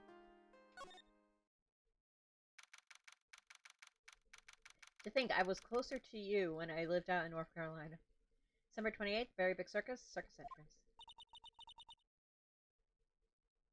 We're here again, jiggity jig. Yep, but this time we are here for work. It hasn't been that long since the crime, so the police are still on the scene. And we will meet our favorite detective, Gummy. Let's find someone who might know something about what happened. Sounds like a plan. Let's go, Stan. Lodging house. Top. Or our office. Time to go back, Mom. Alrighty, December 28th, lodging house, plaza. It seems to be a dorm where all the performers in the performers. Why was that so hard to get out? In the circus stay. Really? So you might run into that stoogy clown here, right? He's so kooky. Oh yes, our favorite character. Ah, it's you two! Gummy! Detective Gumshoe! What's up? Oh, Detective Gumshoe. What's my most favorite scruffy detective doing? How is it that you guys always seem to know when I'm working as crime scene pal? Sidekick. We are destined to be together. Detective Bara Daddy! Exactly. It's Detective Daddy time. Because you're always working, Detective. Well, I'd rather not always be working, but with crime, you don't make your own hours. If I had to be at the circus anyway, I want to see the lion tamer and the tightrope. However, no matter where I go, the show is always the same. Dead body, stage left. Nick, he complained. The world's ending. That's a rarity. Now, let's get back to business now, okay? There's probably a lot of fan art and fanfic of Gumshoe in Phoenix. Believe it or not actually. There isn't a ton of them, a ton of Phoenix Wright and Detective Gumshoe, but do you know what fanfiction there is of? There's a lot of Detective Gumshoe and Miles Edgeworth. Like, look that up because there's a lot more of that, because in investigations, like, Detective Gumshoe is like your constant companion in investigations, and that's when Miles Edgeworth is the main character. The Phoenix Wright fandom disappoints me. I'm sorry. On the bright, you'll be at least happy to know that there is at least some fan art of Gumshoe. But yeah, it's with the Twinkie, Miles Edgeworth. You know, I call him Twinkie, but he's really not that bad. He's more like a flunk. More like a thunk. More like a mix between a twink and a hunk. Somewhere in between. Now, Apollo Justice, that's the twink! Do you know who will be the prosecutor in court tomorrow? Of course, it will be Miss Von Karma! Because of course it is. She isn't gonna hit me with her whip again, is she? What do you have to worry about? You only have to see her in court. Not to be fair. When she shows up at the precinct, the sound of that whip never ends, pal. Detective Gumshoe, I'm sure Miss Von Karma is really interesting and all, but there's someone else I'd rather talk about. Like who? I mean, Phoenix's boyfriend, obviously. Like Mr. Edgeworth, of course. You know, Nick's true rival, Miles Edgeworth. Bum buddies. What in the world happened after I went back home? But Mr. Edgeworth, you haven't heard what happened to him? His boyfriend, yeah. His ex-boyfriend, currently. Only just because of, like, what this game does. Nick won't tell me. Well, to be honest, I'm not at liberty to tell you either. Let's just say he's not around anymore. He's not around? Nick, what does he mean? Mr. Edgeworth isn't... What does he mean? Mr. Edgeworth isn't around. Exactly what he said. He's not around. I hate how nobody tells Maya. It's like, come on, you know, it'd be a lot simpler if you just told her. Edgeworth, if the ex and Gumshoe has his eyes on Phoenix now, he has a chance. I want that fanfic story! CC Takata going for the rare pair here. You might find something. You might find something, so, you know, do some digging, my friend. Like, I won't get in the way of your doujinshi. Edgeworth is gone. Don't say his name again, okay? Nick? Like, the only other doujinshi I've seen of, like, Gumshoe with someone would be, like, Gumshoe and Miles Edgeworth's father, Gregory. That's actually a thing. Like, not, like, a main thing, but I have seen at least one doujinshi of that. Which is interesting. Also, don't ask me why I was looking up Phoenix Wright doujinshis. I'm outing myself here. The ringmaster at the circus was murdered, wasn't he? Yep, last night around 10 p.m. He died outside in the cold. Pretty sad way to go out, if you ask me, pal. It was rather cold. The nipples get all hard, you know? This is the scene of the crime, pal. The body was found right over there. Right about where you're standing now. Ah! Oh, surprised you, didn't I? I'm not laughing. Excuse me, but do you mind telling me what happened to the victim? He was killed by a blow to the noggin, pal. Yeep. It's pretty clear cut as far as the murders go. He was discovered quickly. But there's just one thing that doesn't quite fit. Ha! There always seems to be something that doesn't quite fit. I mean, yeah, this is a murder mystery game. There's always gonna be that one thing. Isn't that right, Makoto and Hinata? What was this one thing? What was this one thing that just didn't quite fit? The thing that you mentioned earlier. And Suichi. You're also there too. Footprints, pal. Footprints. Footprints? Look at this picture of the crime scene. What's this? The wooden box under the body. No clue, pal. Some forensics experts took it back and are examining it now. Ah! Sorry. And what is so mysterious about the footprints? Simple, there aren't any. Oh, calm down now. Take a good look at the footprints in this picture. Well, there's only one set, is what I should say. The victim's footprints are on the scene. That's right, pal. The problem is the killer's footprints aren't there. Bingo. Where did the killer come from, and where did the killer run off to? Obviously, there is no way the killer committed this crime while flying.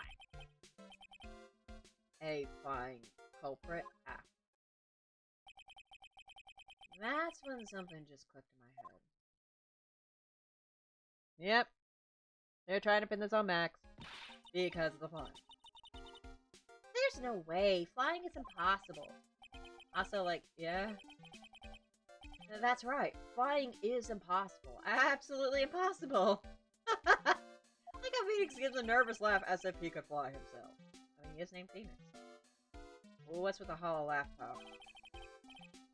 I mean nothing by it, pal. Better stated. Better stated. It means I don't want to talk about it. And maybe I can get some info about Max out of him.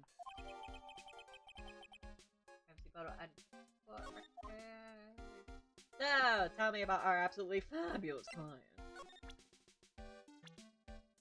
Do you like him? Do you not? Here.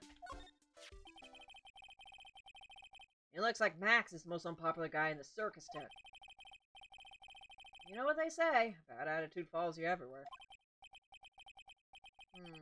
He's a bit arrogant, but he didn't seem that bad.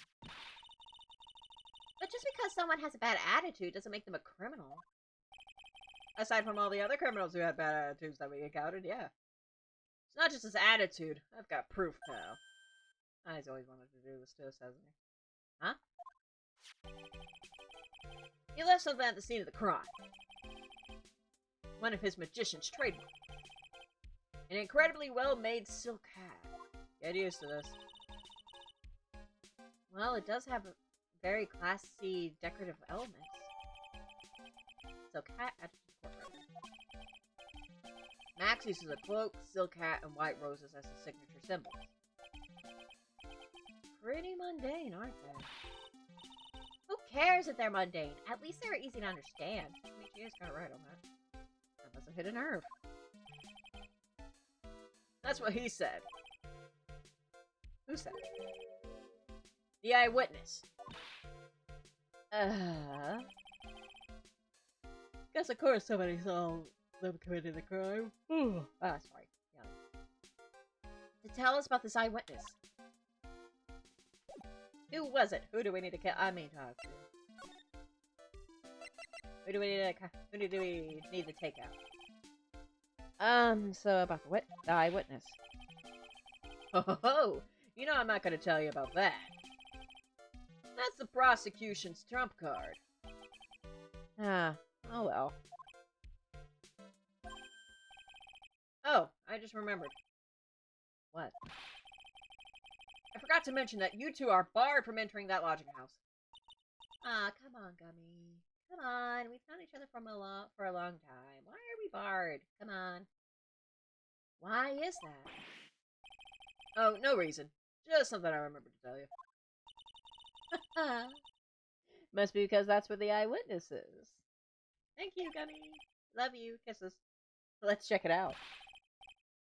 Don't you dare, pal. Haha.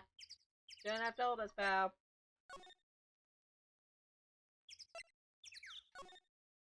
Later.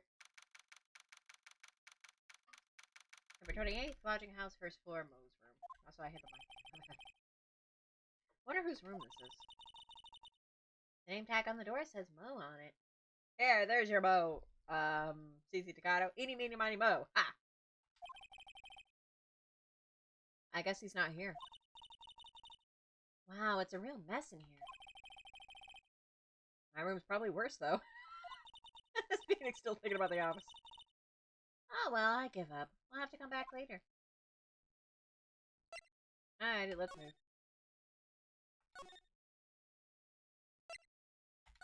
And then let's move again. She's being honest with herself. Exactly. She's just like, let's just go. December 28th, very big circus, a big town. The circus stage sure doesn't look this small from out in the audience. Wow, this is where they all perform, isn't it? Nick, do some somersaults. I'm not doing any somersaults. What did you think I am? Why not? You look like you would be great at them. Why do I look like I'd be great at somersaults?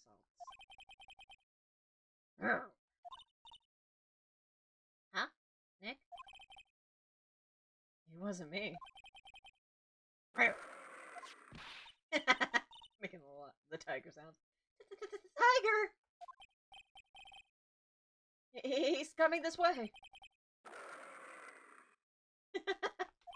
And this is where Phoenix Wright perishes. Now Maya must take up the badge. Nick, you're too young to die. Nick! Stay, heal. The tiger's thinking you got off easy, Spiky boy. I'm still here. I'm not dead. Yet. Mia, is that you? Nick, are you okay? Scared you, didn't I? Regent is such a cute tiger, isn't he?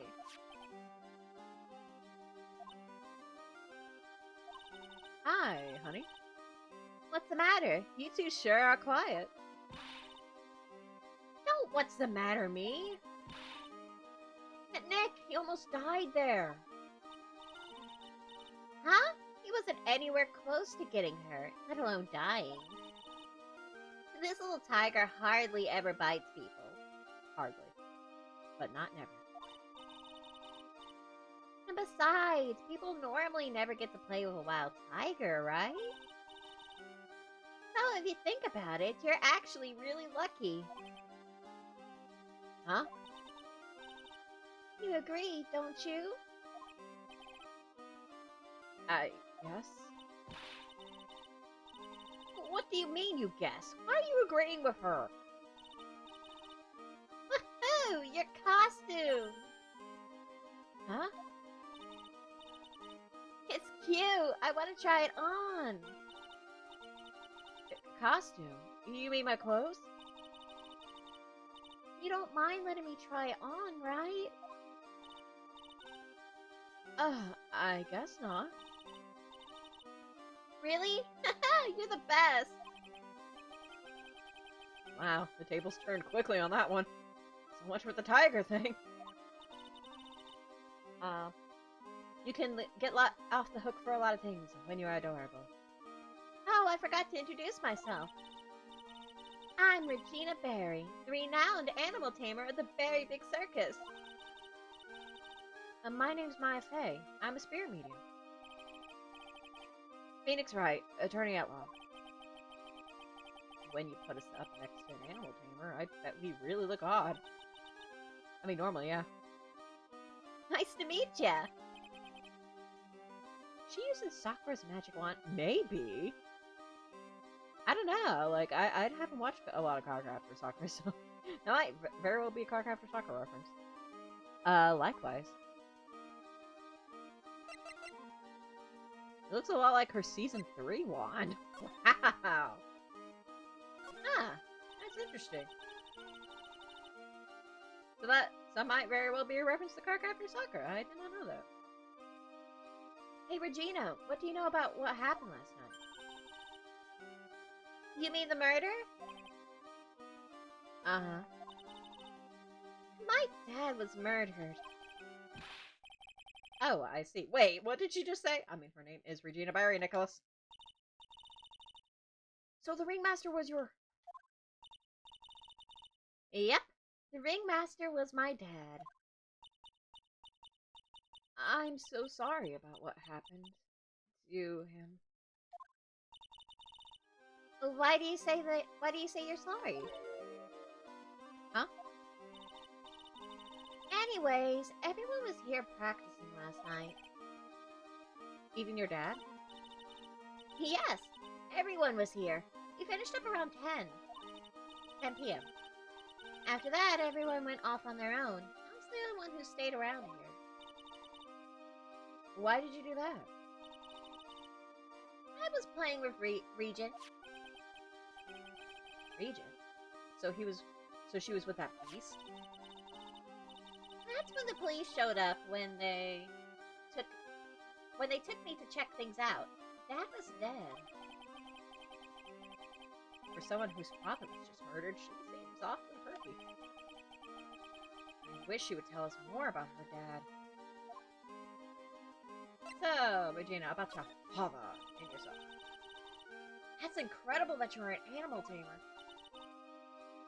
you say so. It has to be really scary. Scary? Why? Huh? Regent isn't scary. He's cute. Ever since Leon died, Regent has been my best friend. I want you to guess what animal Leon is. Leon? Yes, Leon the lion. Ding ding ding, have you got it? Leon the lion, Regent and Regina? Interesting name choice. Leon, he died? Yes, actually he was killed. My dad killed him. What? Why did he do that?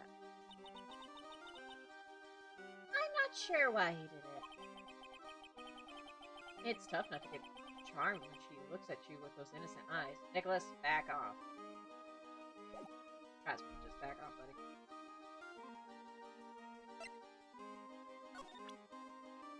How did PETA not shut them down yet? Because PETA is ineffective and annoying. People should just ignore them. They very rarely make good points. After practice was over, Dad went right back to his room. His room? Yes. That door right over there leads to the ringmaster's room. Huh. I don't know why, but he went up to his room in a hurry. I wonder what happened. Ringmaster's room. I'll be a good idea to check it out for myself. Yep. Let's check out what the ringmaster was hiding in his drawers. What you got, ringmaster? Number 28, big top. Ringmaster's room. This was the ringmaster's room. Yes, this room belonged to the victim. Which means this must be where Max met the ringmaster last night. Now that you mention it, what? That is what he said. I wonder what... Huh, that's an interesting poster. Ah, it's a poster of Max. I want it! I want it! Nick, I want it! I want to get out of here. Maya's just like, gimme. Whoop. What are you doing? What are you doing?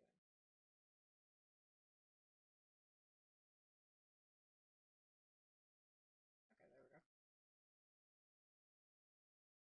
Suddenly my mouse clicked on something. I'm just like, what? Hold on. Okay.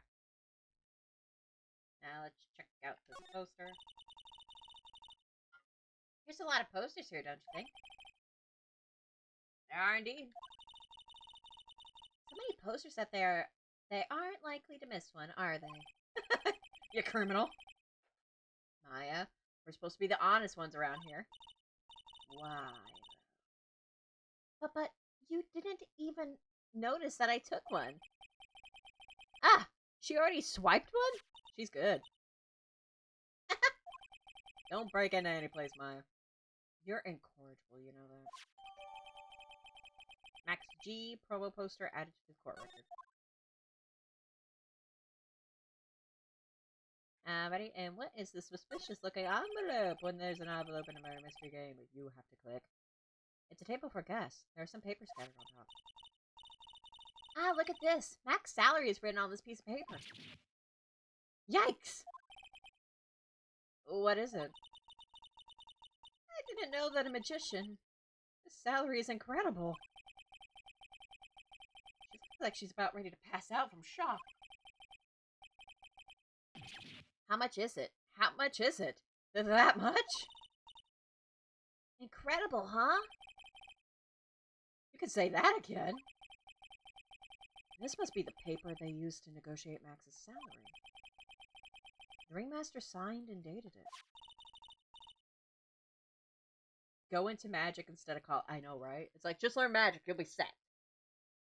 Like, screw college. What's the matter, Nick? Max definitely got a raise. But this document is dated a week ago. My documents are related to Max's salary negotiations together. Nor was Ray's 1 week ago. Nice. Nice. Also, the fact that he apparently wore a fake mustache. Like, look at that. Either that's a banana peel on the table, or that is a fake freaking mustache. He was Dr. Robotnik's entire time. This is where the ringmaster applied his makeup. It's quite a collection of the most understated colors. Shocking pink, for example. This one says it is 100% all-natural organic mascara. And this one says sense enough for a baby, strong enough for a mind. Ringmaster must have been really concerned about skincare. Very metrosexual. I don't even know what metrosexual is. I'll have to look that up. If only just because, like... Okay, I probably looked this up, like, before. But it's also there's the fact that Maya said that. Like, you know that word, Maya? Okay. Now let's move around until something happens. Let us scooch our boot. There's our scooch our finely toned asses around. And if we got nothing, then we'll head back to the detention center. I just want to see Mo's here. And nope, okay, we're heading back to the detention center to talk to Max. I don't think we have anything for dummy.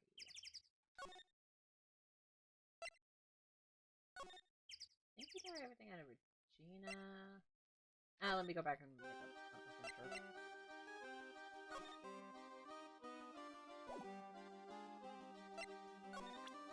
Actually, let me present the profile of her father. After practice was over, Dad went right back to his room. His room? Oh, did I already ask that?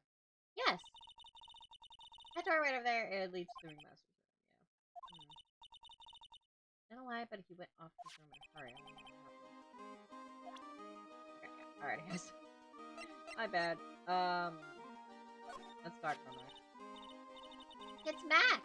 Hey, where is Max now anyways? You don't know? Nope. He's been arrested. He was charged with the murder of your father. It's okay. Nick and I will help him. Max, isn't the guy, is he? I mean, the criminal? Of course he's not. I'm worried about so many things right now. Like what?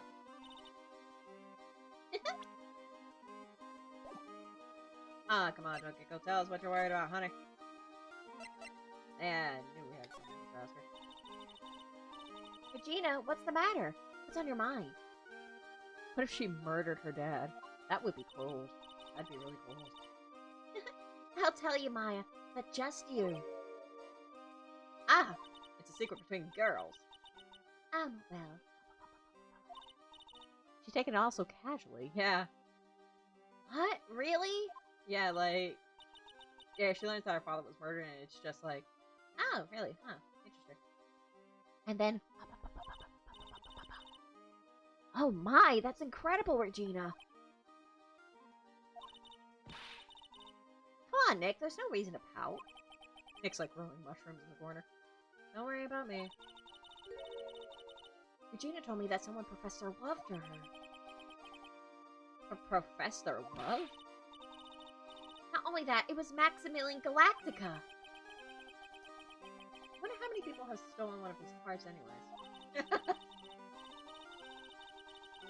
And then on the exact same day, another person professed their love for her as well. Maximilian Pegasus. That's a different show. Replace Maximilian Galactica with Maximilian Pegasus, and this would be interesting, like... This would be like 10 times more hilarious than it already is. What? Who was it? Someone named Trillo. Trillo? Apparently he's a tenor who sings in the circus. Huh. Haven't met him yet. Eugenie seems to be quite the hit with the men in the circus. She must have some sort of strange power over him. You're not kidding. 2 people in one day. Even I want to profess my love for her. Me too. She's so cute. Phoenix down, boy. So there's a problem in this game that I'm actually very surprised that they didn't change. And the problem is this.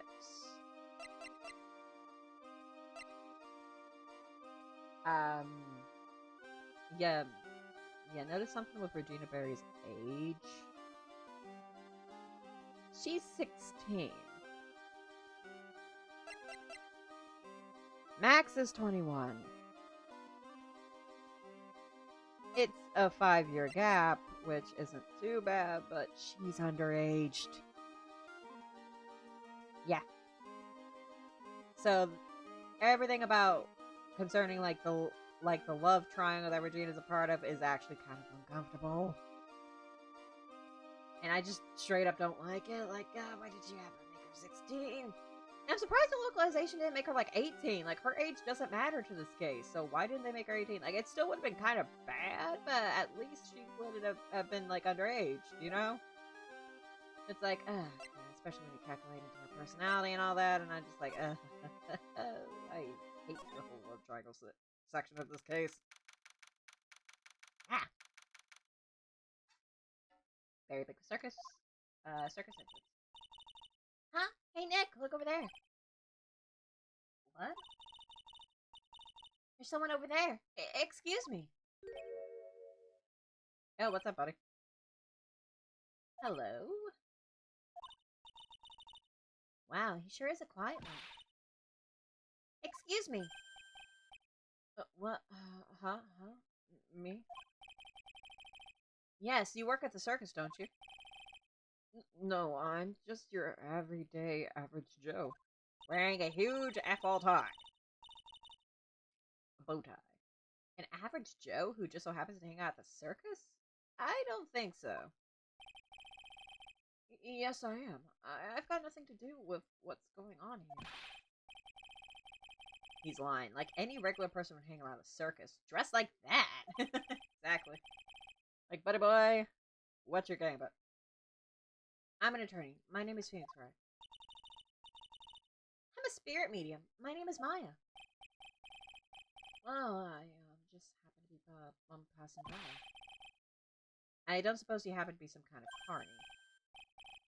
Not a carny. I'm a performer. Actually, I'm a ventriloquist. Ventriloquist?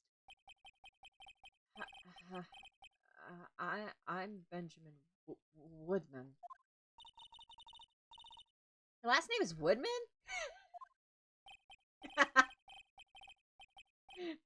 Nice. That would have been horrible on the playground. Hey, penis man. Yes, that's right. But everyone calls me Ben. Ah, yes. That's your alias, right? I believe they call it a stage name.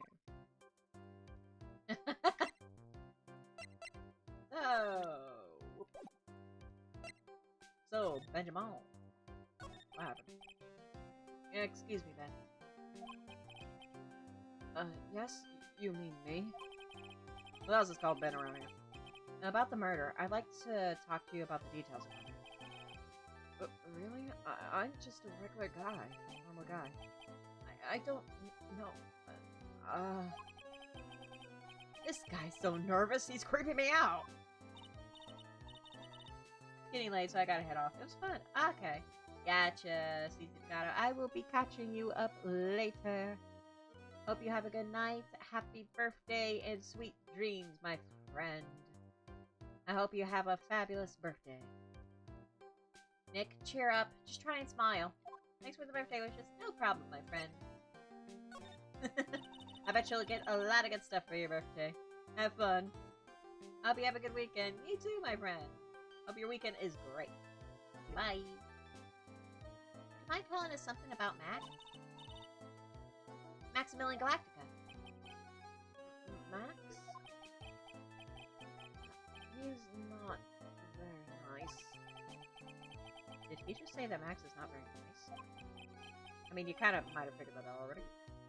Ow, my head hurts. Yikes. Hope he's okay. It sounds like he just popped a gasket. much as this dude can. Ben, so you're a ventriloquist. I'm just a regular guy. You already told us that you were a ventriloquist. Oh, yes. Nick, don't yell at him. You can't do that. I'm sorry, I can't help it. He's making me nervous. Ben, would you mind showing me some of your skills as a ventriloquist? Oh, well,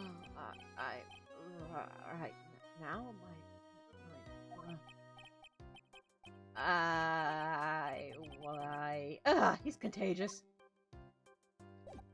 His puppet's gone. Do you have anything? I don't think so, but what do you think about it? Mind taking a look at this?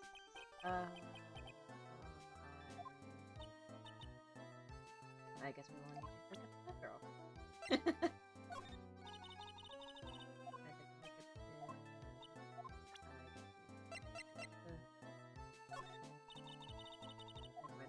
Okay, we can't present. Okay. Just making sure. Alright, let's go.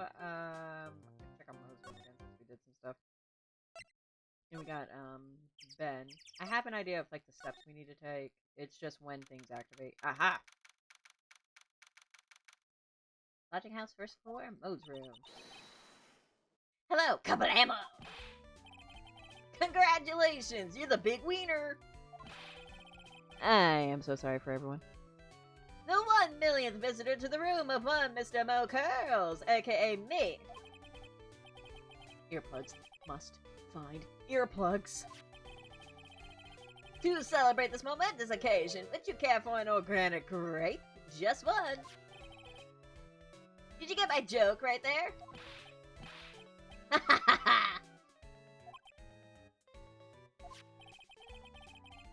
I welched on giving you more than one. No. If it was funny, it's your duty as a human being to laugh. People who don't laugh are usually last seen and last sing. Catch my drift? Maya? Oh no! We lost her! This is like some Faustian nightmare. Come on, it was funny. Clowns are always funny in my book. In my book, they're just funny looking. You sure do have a great taste in clothes, girly. Look at that garb. You look just like Greta Garb. Oh.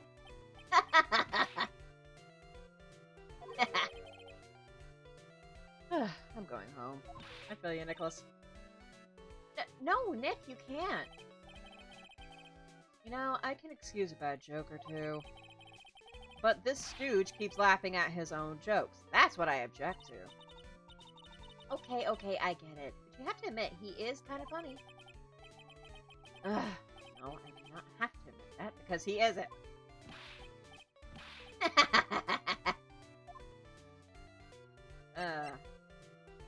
Anyway, buddy boy, we kinda need to talk to you about something. Could you please tell us more about the Very Big Circus? It's a very big story! You sure you got that kind of time? And the hits just keep on coming. The circus has been in business for 20 years. We all performed under the guidance of the ringmaster, Russell Berry. 20 years? Wow.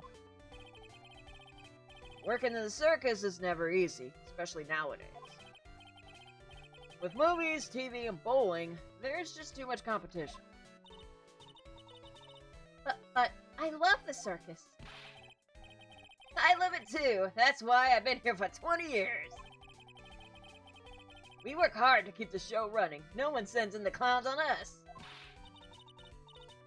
Nick, he just made a joke. Laugh. Ha. Ha. Har. Ringmaster was a real big shot in the circus world. Real class act. Even when there was no customers, Russell would use his own money to pay me. Because he knew that I had a family to care for. Oh, that's actually really nice. He was happy to take care of the employees. I see.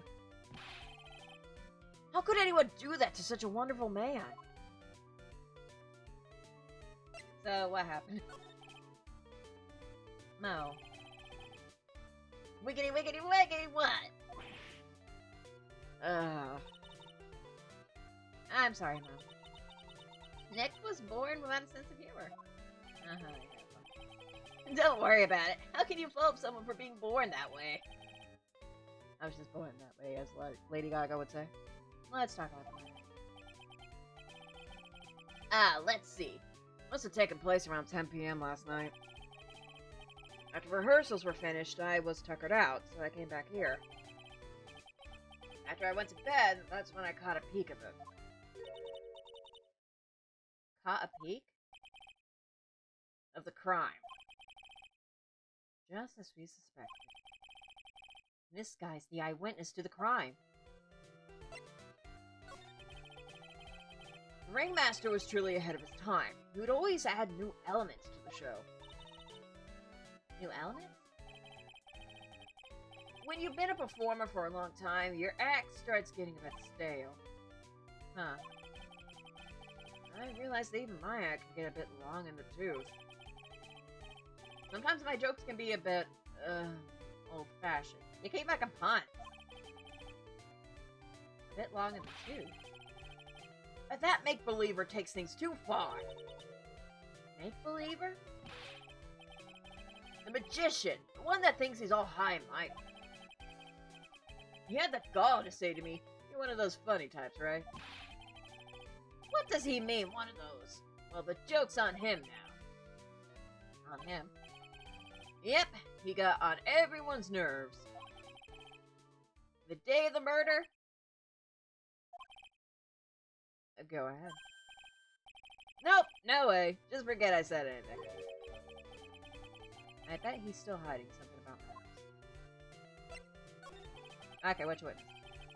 You say you saw the crime. Do you mind telling me what you saw? Well, the police told me that I can't share my story with others. Don't say a word, pal. I'm just gonna have to let these lips stay zipped for once. That's not fair. I guess you're right. Maybe I can tell you a few details. But only if you can get old Stiff Lips here to make with the funny. Stiff Lips? Wait, do you mean me? Nick, you can do it.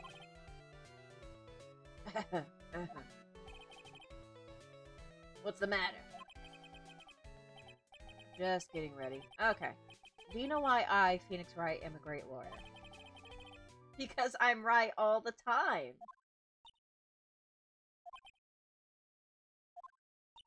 Yeah, wasn't any better than yours, buddy boy. At least his expectations are low. I wouldn't let him quit his day job. Ish, cut a guy some slack. At least it was funnier than Chuckles over here.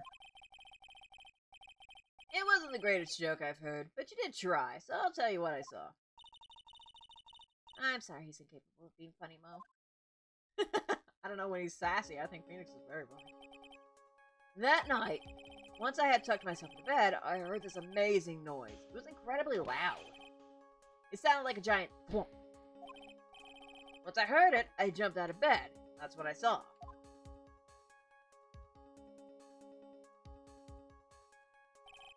Without question, without a doubt, it was that magician. That's all I saw. And it just proves how terrible that man actually is. He knows more about Max than he's letting on.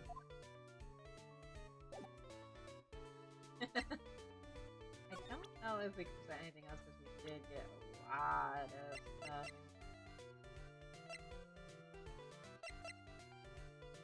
I'll throw his at some performers. Ah, Ben! How's he doing? He's a ventriloquist, isn't he? That's right. Boy, was I surprised when they told me his secret. He's got a second mouth where his belly button should be.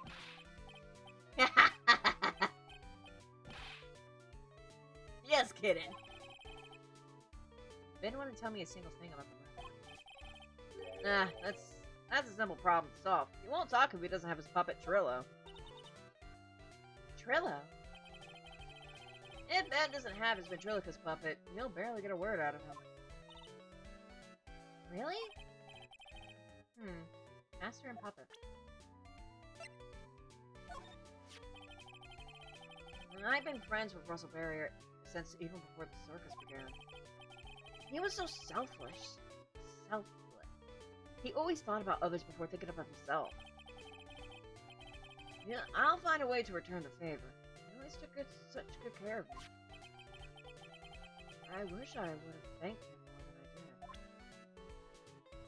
did. I think that's a missed opportunity with this case, is that they don't quite go into how sad they feel.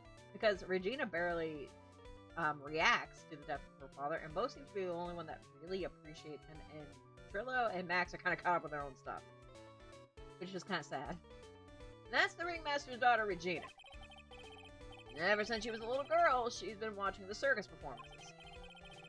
Cuter than a little puppy Maltese, that Regina. If only my Lorene was that cute. Lorena? Lorena's my daughter. She lives with her mother now. It's true what they say about the tears of a clown. Anyway, I think we got all that we can get out of him, so we're gonna move on. I just wanted to double check.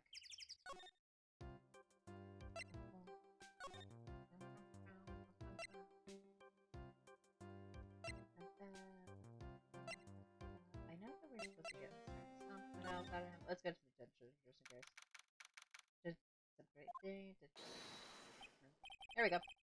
Oh, it's my two sweeties! Welcome to the detention center! Did he just call me his sweetie again? What's on today's agenda? What can I help you with? Well, we've gathered quite a few clues. Wonderfully fantabuloso! I mean, fabulous. And that's why we came to meet with you again. What's wrong? Quit making such a scary face. Okay then, Max. Let's make this absolutely fabulous. Unzip the lips, baby. We heard a lot about you at the circus, Max. You must mean from the dinosaurs. How were those Jurassic whatever. Max, you aren't very popular with the other performers, are you? Yes. Sweetie, that's what they call jealousy. Jealousy. They are absolutely jealous of my absolutely fabulous self. People who really understand can see the obvious difference between us. People who really understand? For instance, my sweetie pie. So Regina understands him, huh? To a certain extent, I guess. I plan on getting married to her. She's truly my sweetie pie princess. Sure you are. Wow, that's so cool. Is it? It's already in the works. Oh? That's strange. Regina never said anything about actually marrying this Joker. You met with the Ringmaster on the night of the murder. Yes, I was with him around 10 p.m. once I was done with practice. I went to his room right after we finished. They found the Ringmaster's body in the closet from the lodging house. Yeah, I heard about that. He needed to step out for a bit, so I waited in his room for him to return. Huh? Sorry, Max, I have something I must attend to right now. Do you mind waiting for me right here? It's pretty cold outside. Where's your coat? It's alright. I'll be back. I'll be right back. It should only take about 10 minutes.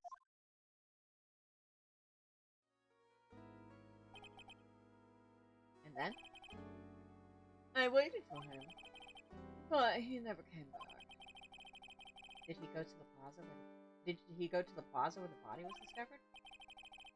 Possibly. The snow had tapered off a bit, but it was still very cold outside. I have no idea what he went off to do.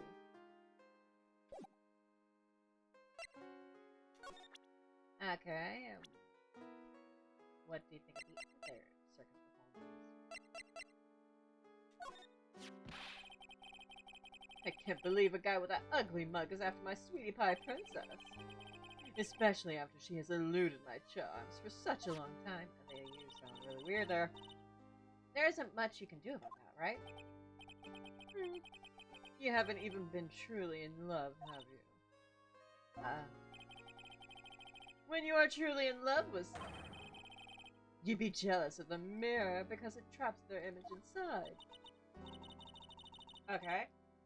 Don't you think that's sweet of him, Nick? I don't know, it sounds a little weird to me. I'm gonna get back with my sweetie pie. Then I'm gonna turn that dumb puppet into a toy glider. I guess you two haven't looked at your differences yet.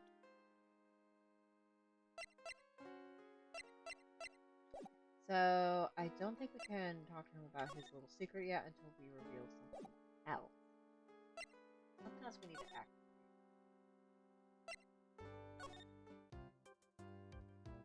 I know we can't get much out of them because we don't have his puppet yet.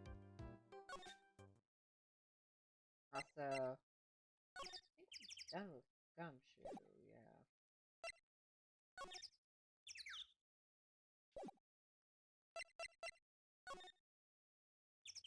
Oops.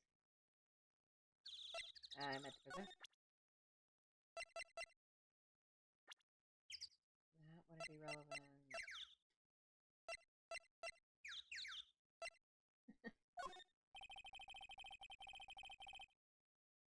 I've got Aphrodite for most of the performers at the circus. They're certainly a strange bunch of characters. You don't say. Well, not stranger than you, I suppose. Oh, thanks a lot for that. That was cold. I'm sorry, I was just messing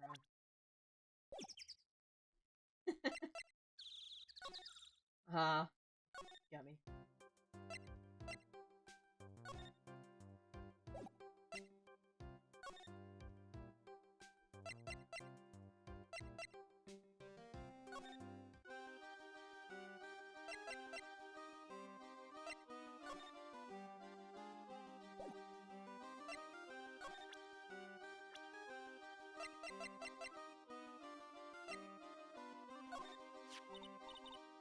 I'm thinking about what to do. Ah, that guy. His name is Ben, right? Huh? You don't know him? I don't know. He didn't really catch my eye. He's friends with Trillo, right? Wait. We're the ones asking the questions around here. Okay. If push comes to shove, I'll look up a walkthrough. Because it's like, I know what to do, it's just getting to that point. So I know Trillo and Max have... but Ben and Max kind of... have a sore spot happening, so yeah. Try and cut off this. Alright, we've got lots of things we have to look into. No time for slacking. No time for slacking. Let's get going. Okay. What's the matter? You seem down. Maximilian Galactica. Who would have guessed he was a country bumpkin? That's what's getting under your skin.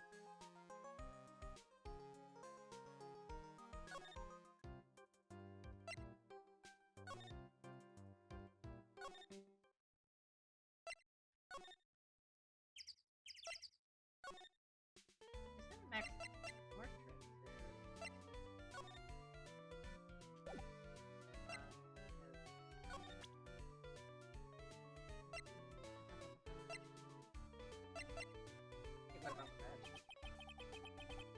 What do you think about this?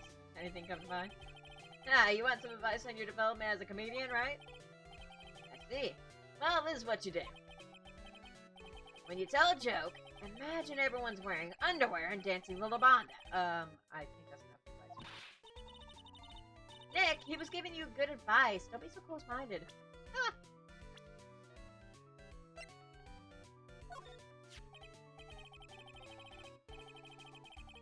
If he thinks he can kill the ringmaster, it's only just that he should die too. Yeah, I think we need to represent this. I've accidentally skipped that. No! Sorry, I crossed the line. He truly is a disgusting human being. Why do you hate him so much? Yeah, this was it. My bad. Let me tell you about this one story. The morning before the murder, something terrible happened. Max clonked Ben right over the head as hard as he could. Ben? The ventriloquist? With a speech impediment? Yeah, which kind of makes it a lot worse. You should go to the cafeteria and investigate for yourselves. There we go. The cafeteria? Let's just say there's gotta be something interesting there.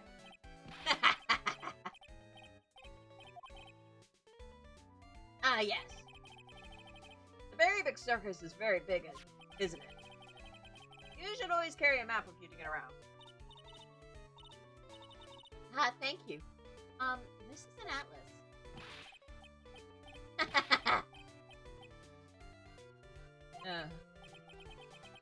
Oh, I killed myself, really. I'm dying here. Corner. Oh, he's just laughing to hear his own voice. Alrighty, we got the circus map and we got the cafeteria. We can go and do the thing. Whoops. Move. Okay, let's go. And circus entrance.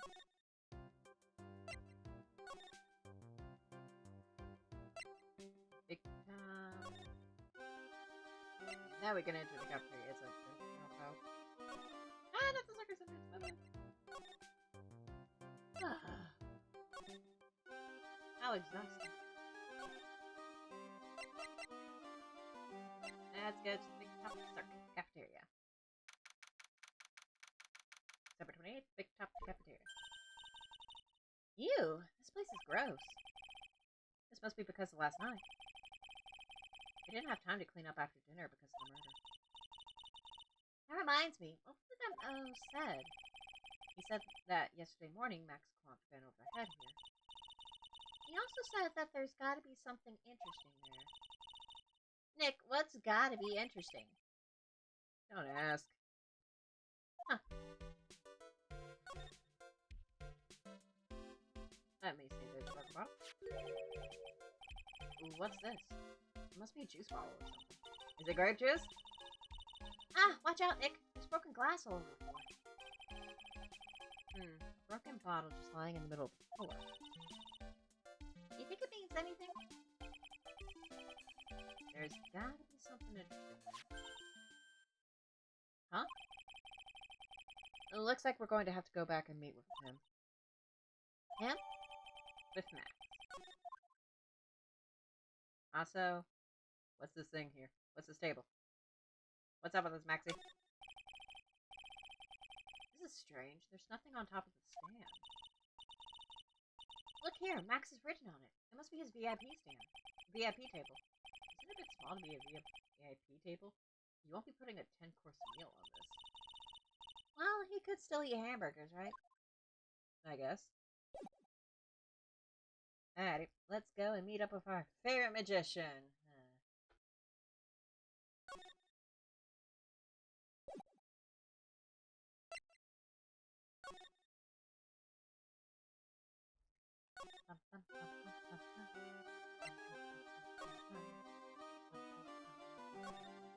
Okay, so I think we might have everything we need to reveal the secret now.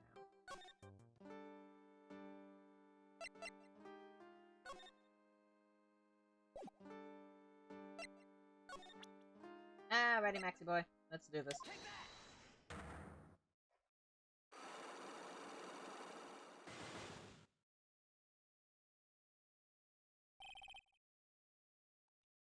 Meeting with Russell. Last night you met with the ringmaster, correct? To negotiate your salary and such. Exactly! We reached an agreement about the salary for my 6-month-old contract. That's the truth. The whole truth, and nothing but the truth? What do you mean? You just went to his office to negotiate your new salary. I hate lies, and I hate liars even more. What are you insinuating? Do you have any proof that I did something other than negotiate my fee last night? Yep. It's the fact that your fee was already negotiated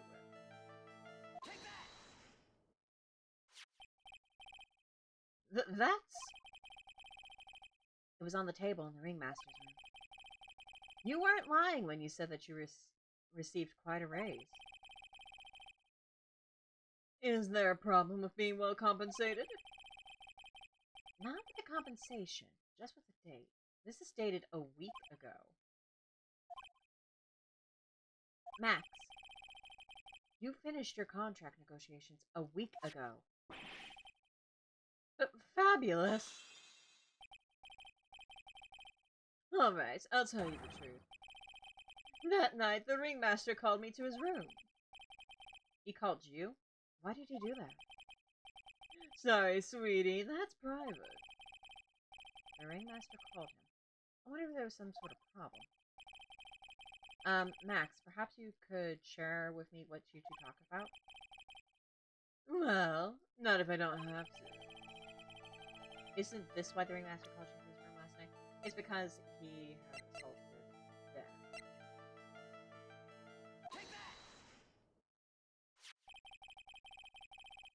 Isn't this why you were called to the ringmaster's room that night? Where did you get that?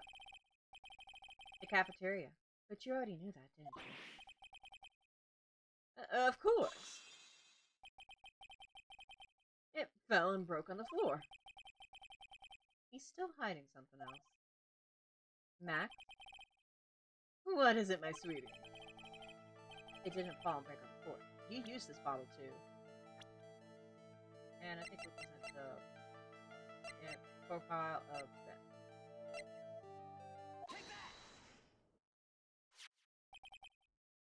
Ben? You nailed him over the head with this bottle, didn't you? And that's why you got called to the ringmaster's room that night. Fabulous! You might as well be a magician. And there we go. Unlock successful.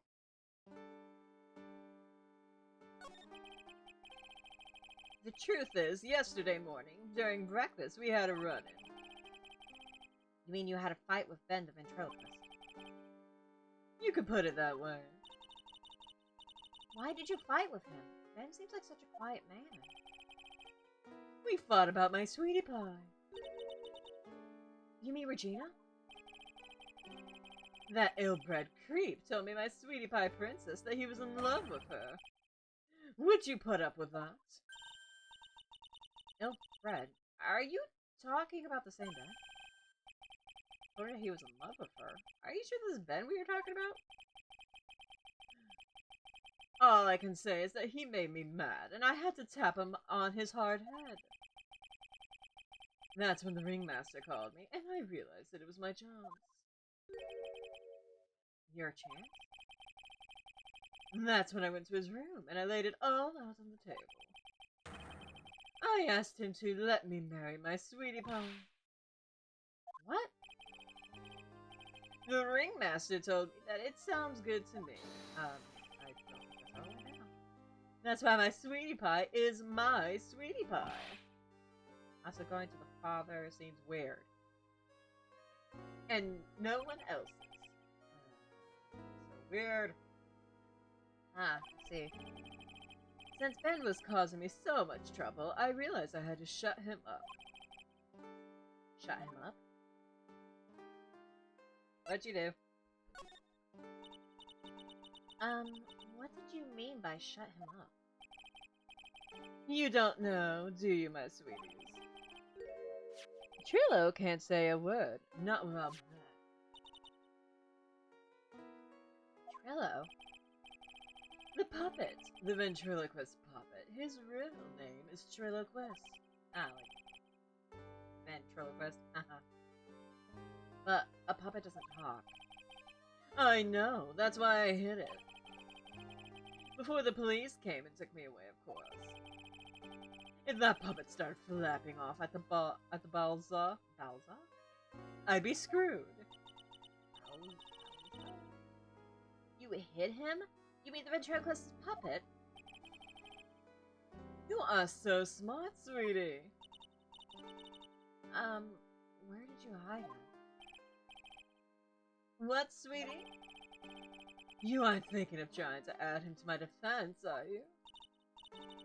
Well, Ben does seem awfully lonely without his puppet. Fabulous! That should have taught him a lesson.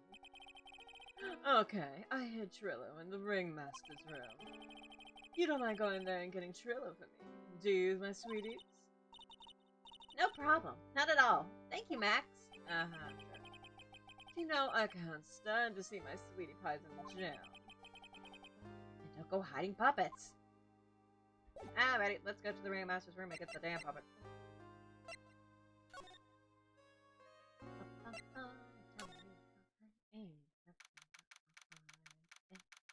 Number 28, very big step. Huh, Ben's not here anymore. Yeah, I wanted to ask him something. It's cold out. He's probably in the tent. And we need to be in the tent too.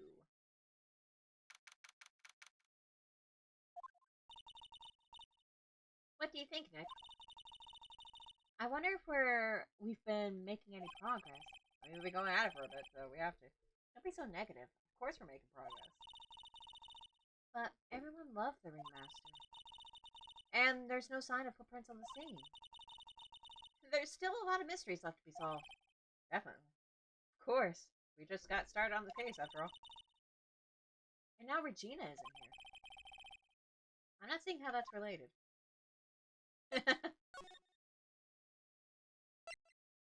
Ready ringmaster's room. Number 28, big top. It looks the same as always. A great big mess. Considering how messy it is, I bet they would have noticed if another poster went missing. Will you just stop it, you poster pilferer? I'm just kidding. You know I already got one of those posters. You mean, stole one of those posters. What? Didn't mean to bring it up. Yeah, let's focus on Max Donuts. He said that he hid Trillo somewhere in this room. Trillo? Oh, the ventriloquist puppet. As if Phoenix forgot why we're even here. Nick, look at all the cute trophies. Indeed. Just look at all the awards the circus has won. Like... All Country Quiz Champion, Ringmasters Association Mini Golf Master, Beer Belly Balloon Bounce Champ, Pet Grooming Grand Prix. Wow, the Ringmaster was multi-talented in ways I could have never imagined. I'm like, what's with the beer belly one? Huh, there's something shoved under the bookshelf. This is... That's Trillo! That's Ben's puppet! I think you're right. We'll give it back to him later. Mishka's puppet, an operatic tenor who doubles as wind sidekick. Why do I have to carry this thing? Oh, come on. Mine, just carry the creepy puppet. It's not like it's gonna come to life.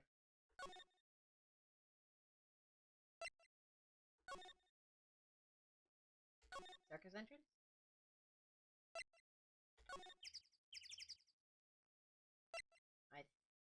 He's actually, let's go back to the cafeteria. I think he's in there, actually. There we go. December 28th, Big Top Cafeteria. Oh, hey, Ben. Yep, there we go. Hello.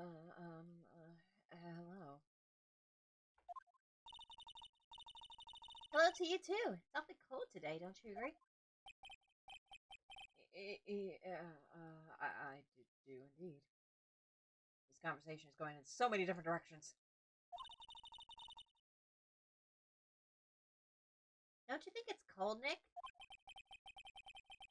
I don't see how talking about the weather is helping our case.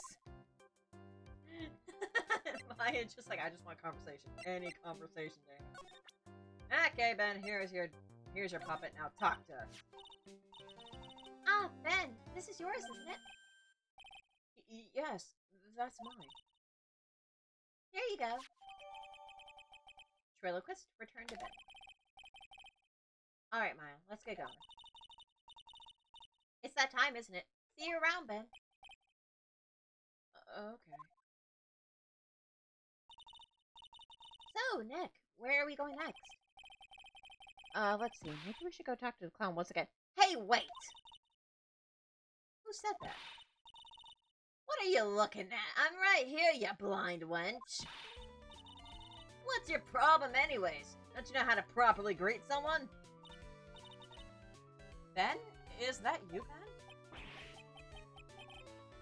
Ben? No, I wouldn't. It was me. Yeah, me, down here. You're Trillo. That is Mr. Quist to you, sir. Have some manners before you just blurt out my name.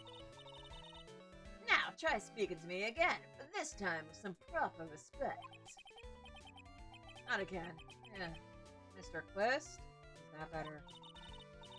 No, look at me when I'm talking to you, you 8-bit excuse for an attorney? Hello, we talk about insulting people. We promise. But he was mocking me. Not being mean to bullies was not included in the deal. I'm sorry, Trillo. Nick, what just happened? Trillo is still a puppet, right? Ventriloquist puppet? Hey, who do you think you are calling me a puppet? I mean, that's what you are. Okay, what happened? Tell us what you know about the murder. You talking to me? I said you talking to me. Don't look at him when you're talking to me. Triloquist, you behave yourself. Shut up, Woody. What murder are you talking about? You mean the one where they offed the old man? I guess so. No need to make such a fuss about things. That old mutt paid us all peanuts. Trillo, you can't say things like that. I didn't raise you to be that kind of puppet. Don't you have nerve pills or something to take right now? These two are really an odd couple, aren't they? I want to say this circus atmosphere is giving you a really good excuse to make out with the weird voices. Okay, I'll talk. Gramps got clobbered over the head. Let me lay it all out for you. The pay sucks, the clown sucks, and my partner has his hand on my pants. I get up, that's kind of funny. Your partner? You mean Ben? Yeah, the creepy old guy who never finds it in himself to leave me alone. Tell him to back off from me, will ya? He's just another one of those dorks around here. Oh, my. But alright. Ben's got some bad self-esteem issues going on with this puppet. But I'll be fair. In this cesspool of human garbage masquerading as performers, I found my Madonna. Your Madonna? Regina, my lovely Regina. She is stunning, right, Ben? Well, I'm not sure about that. You'll have to excuse him. He does not understand of what he speaks. I, on the other hand, am an appreciator of true beauty. Hence why I shall marry her. Marry? Ah, great. The ringmaster got knocked upside his cheap head by that flying fraud. You mean Max Galactica? Why do you say that? Hello, straighten up. Don't accuse people like that. Straighten up? I'm made of wood. Besides, you were there. You know what happened. You were there? If you're that interested, then I'll let you in on the facts.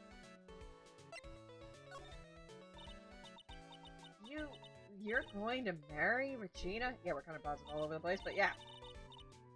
That's right. She doesn't quite realize the joy that awaits her, does she?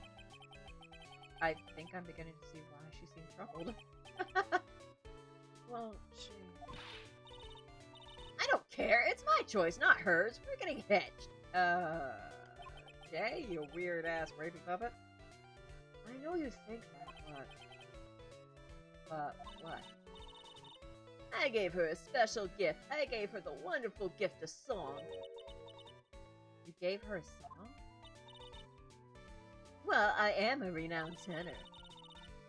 You'll be happy to know that I've decided to grace you with one of my songs.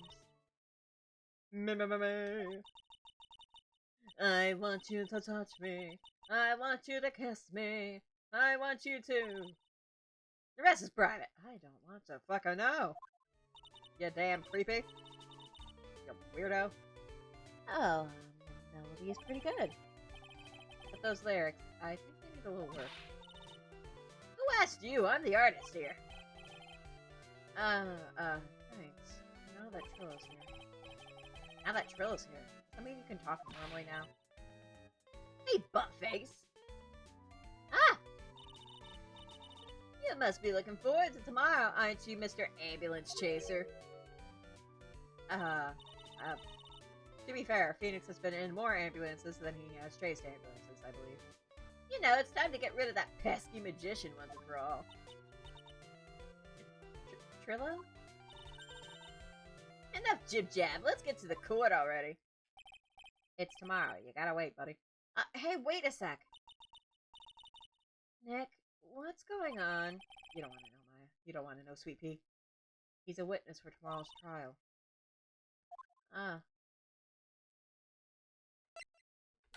Which means only good things for us. Very big circus, big top. What in the world happened with Ben and Trillo? Quite a pair of those two. What did that puppet say? Ah! Oh no, now what?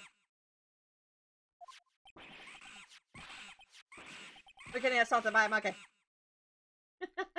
Get off me, you damn dirty ape.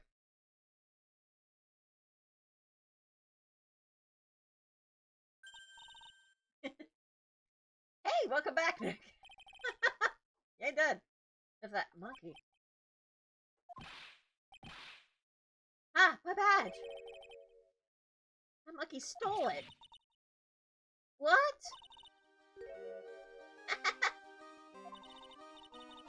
Mr. Attorney, that face was so cute! You look so completely dumbfounded.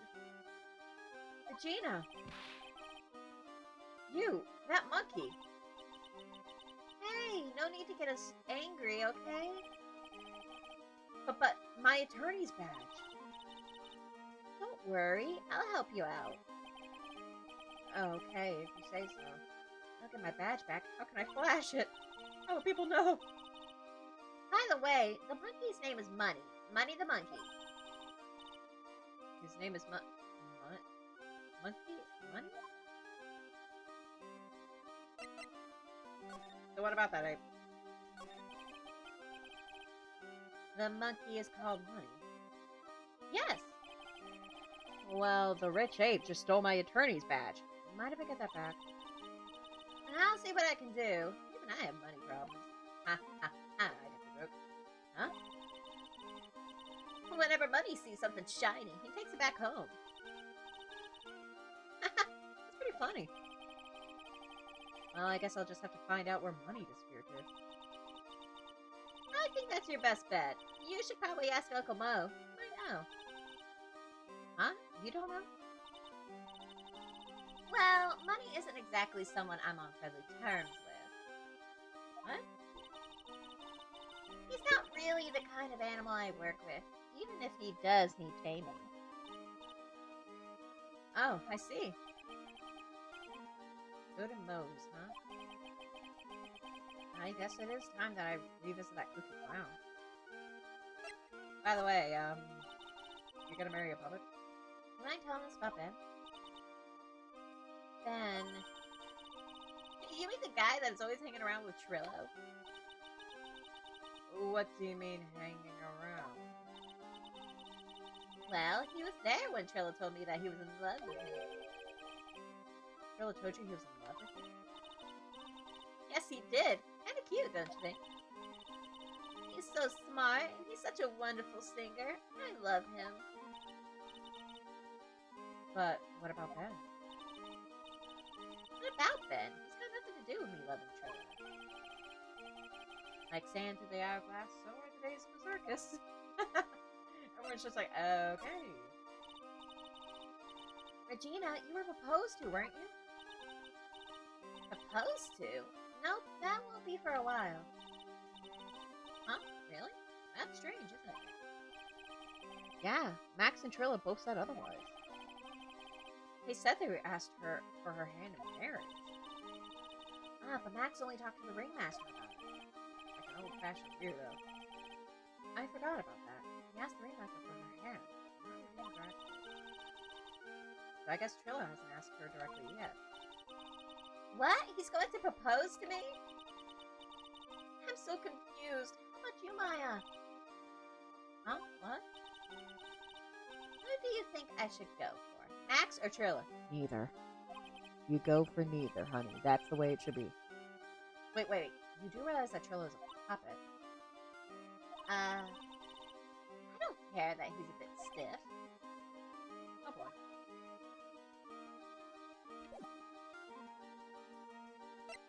Okay, I think that's all we need to talk about with Regina, so let's go to Mo. I think so, anyway. We might be back. We'll see. Is Gummy not here? Gummy, where'd you go? The precinct? Huh? Detective Gumshoe took off already. Yeah, probably because we ditched him earlier. I bet he and the other cops got lonely and headed back to the precinct. Yeah, I bet.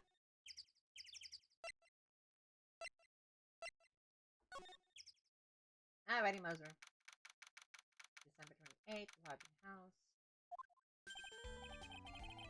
Oh my, if it isn't Mr. Right all the time. It's all right to be wrong every now and again, right? See, Nick, it just took a while for the joke to find its audience. Sure. Yeah, me and Phoenix's reaction are the same. So what can I do for you? Do you remember a good joke you wanted to tell me?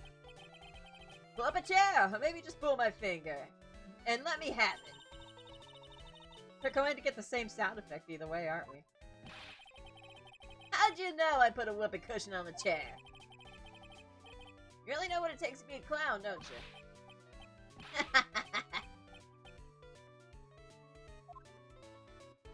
Yeah, buddy boy, whatever. Listen, we need to talk to you about this certain ape. So, about Regina. Regina is such a pure, innocent child. She's such a cutie, too. She was born and raised in the circus, you know. Well, that means she doesn't really know much about the world outside the Big Top. Sounds like Pearly. For her, every child's dream of the circus is her everyday reality. She lives in a dream world? She sees dancing wild animals, men flying in the air, and one very funny clown every day. Yeah, the funny clown bit's very subjective. Funny thing is that all seems normal to her because it is her everyday life. I guess that explains why she thinks she can marry a ventriloquist puppet. Don't ask me if her reality is a good thing or a bad thing, though. A clown sees life simply without complications. Have you ever heard of a monkey named Money? Ah, yes, Money. He stole my attorney's badge. Well, Money does love shiny things. It makes sense that he'd swipe your badge. But under no circumstances can he chase after it. Huh? Why's that? Oh, I know. You don't want to get involved in any monkey business, right? Exactly! Bravo! Enough joking around, though. Money isn't considered a member of Regina's family. Then, who does he belong to? I'll be happy to take you to where his owner is staying. You mean right now? Of course! Shall we go? Should we go with him now or wait for a while? Nah, go with Mo. I want to give you the option if you had any other option. Or at least if you miss something. We're fine.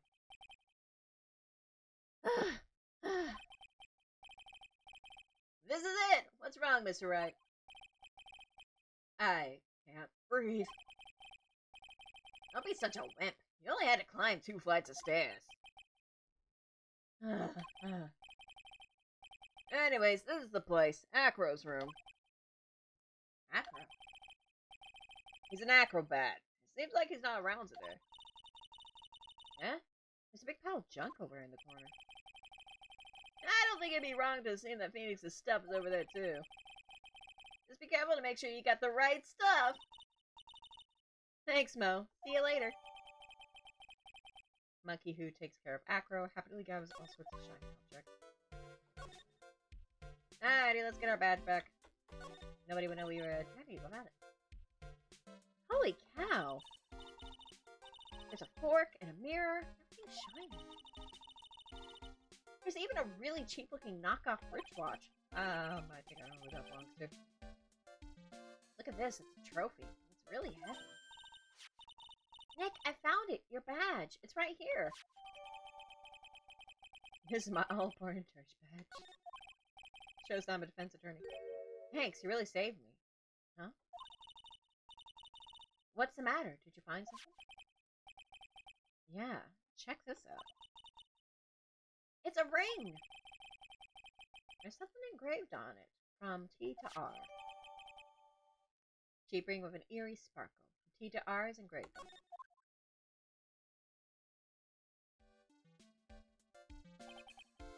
Alrighty. Oh, I think it's about time we wrapped up our investigation. Do you think we'll win in court tomorrow? Who knows? Even I can't imagine what kind of testimony will come out tomorrow. I'm guessing Mo will be a witness in court tomorrow.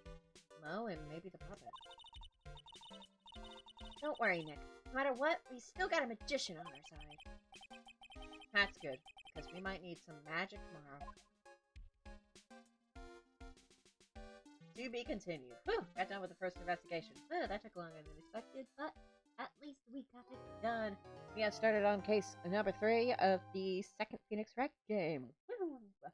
I'm gonna save right here. I have been streaming for over 3 hours now, and that's not even including all the technical issues we had to experience. So, I will be wrapping up here. I hope you guys all enjoyed the stream, and I will be seeing you later. We may be back with Phoenix Wright tomorrow. We'll have to see. Either way, I hope you guys all have a good time, a good weekend, and I'll be seeing y'all later. Bye!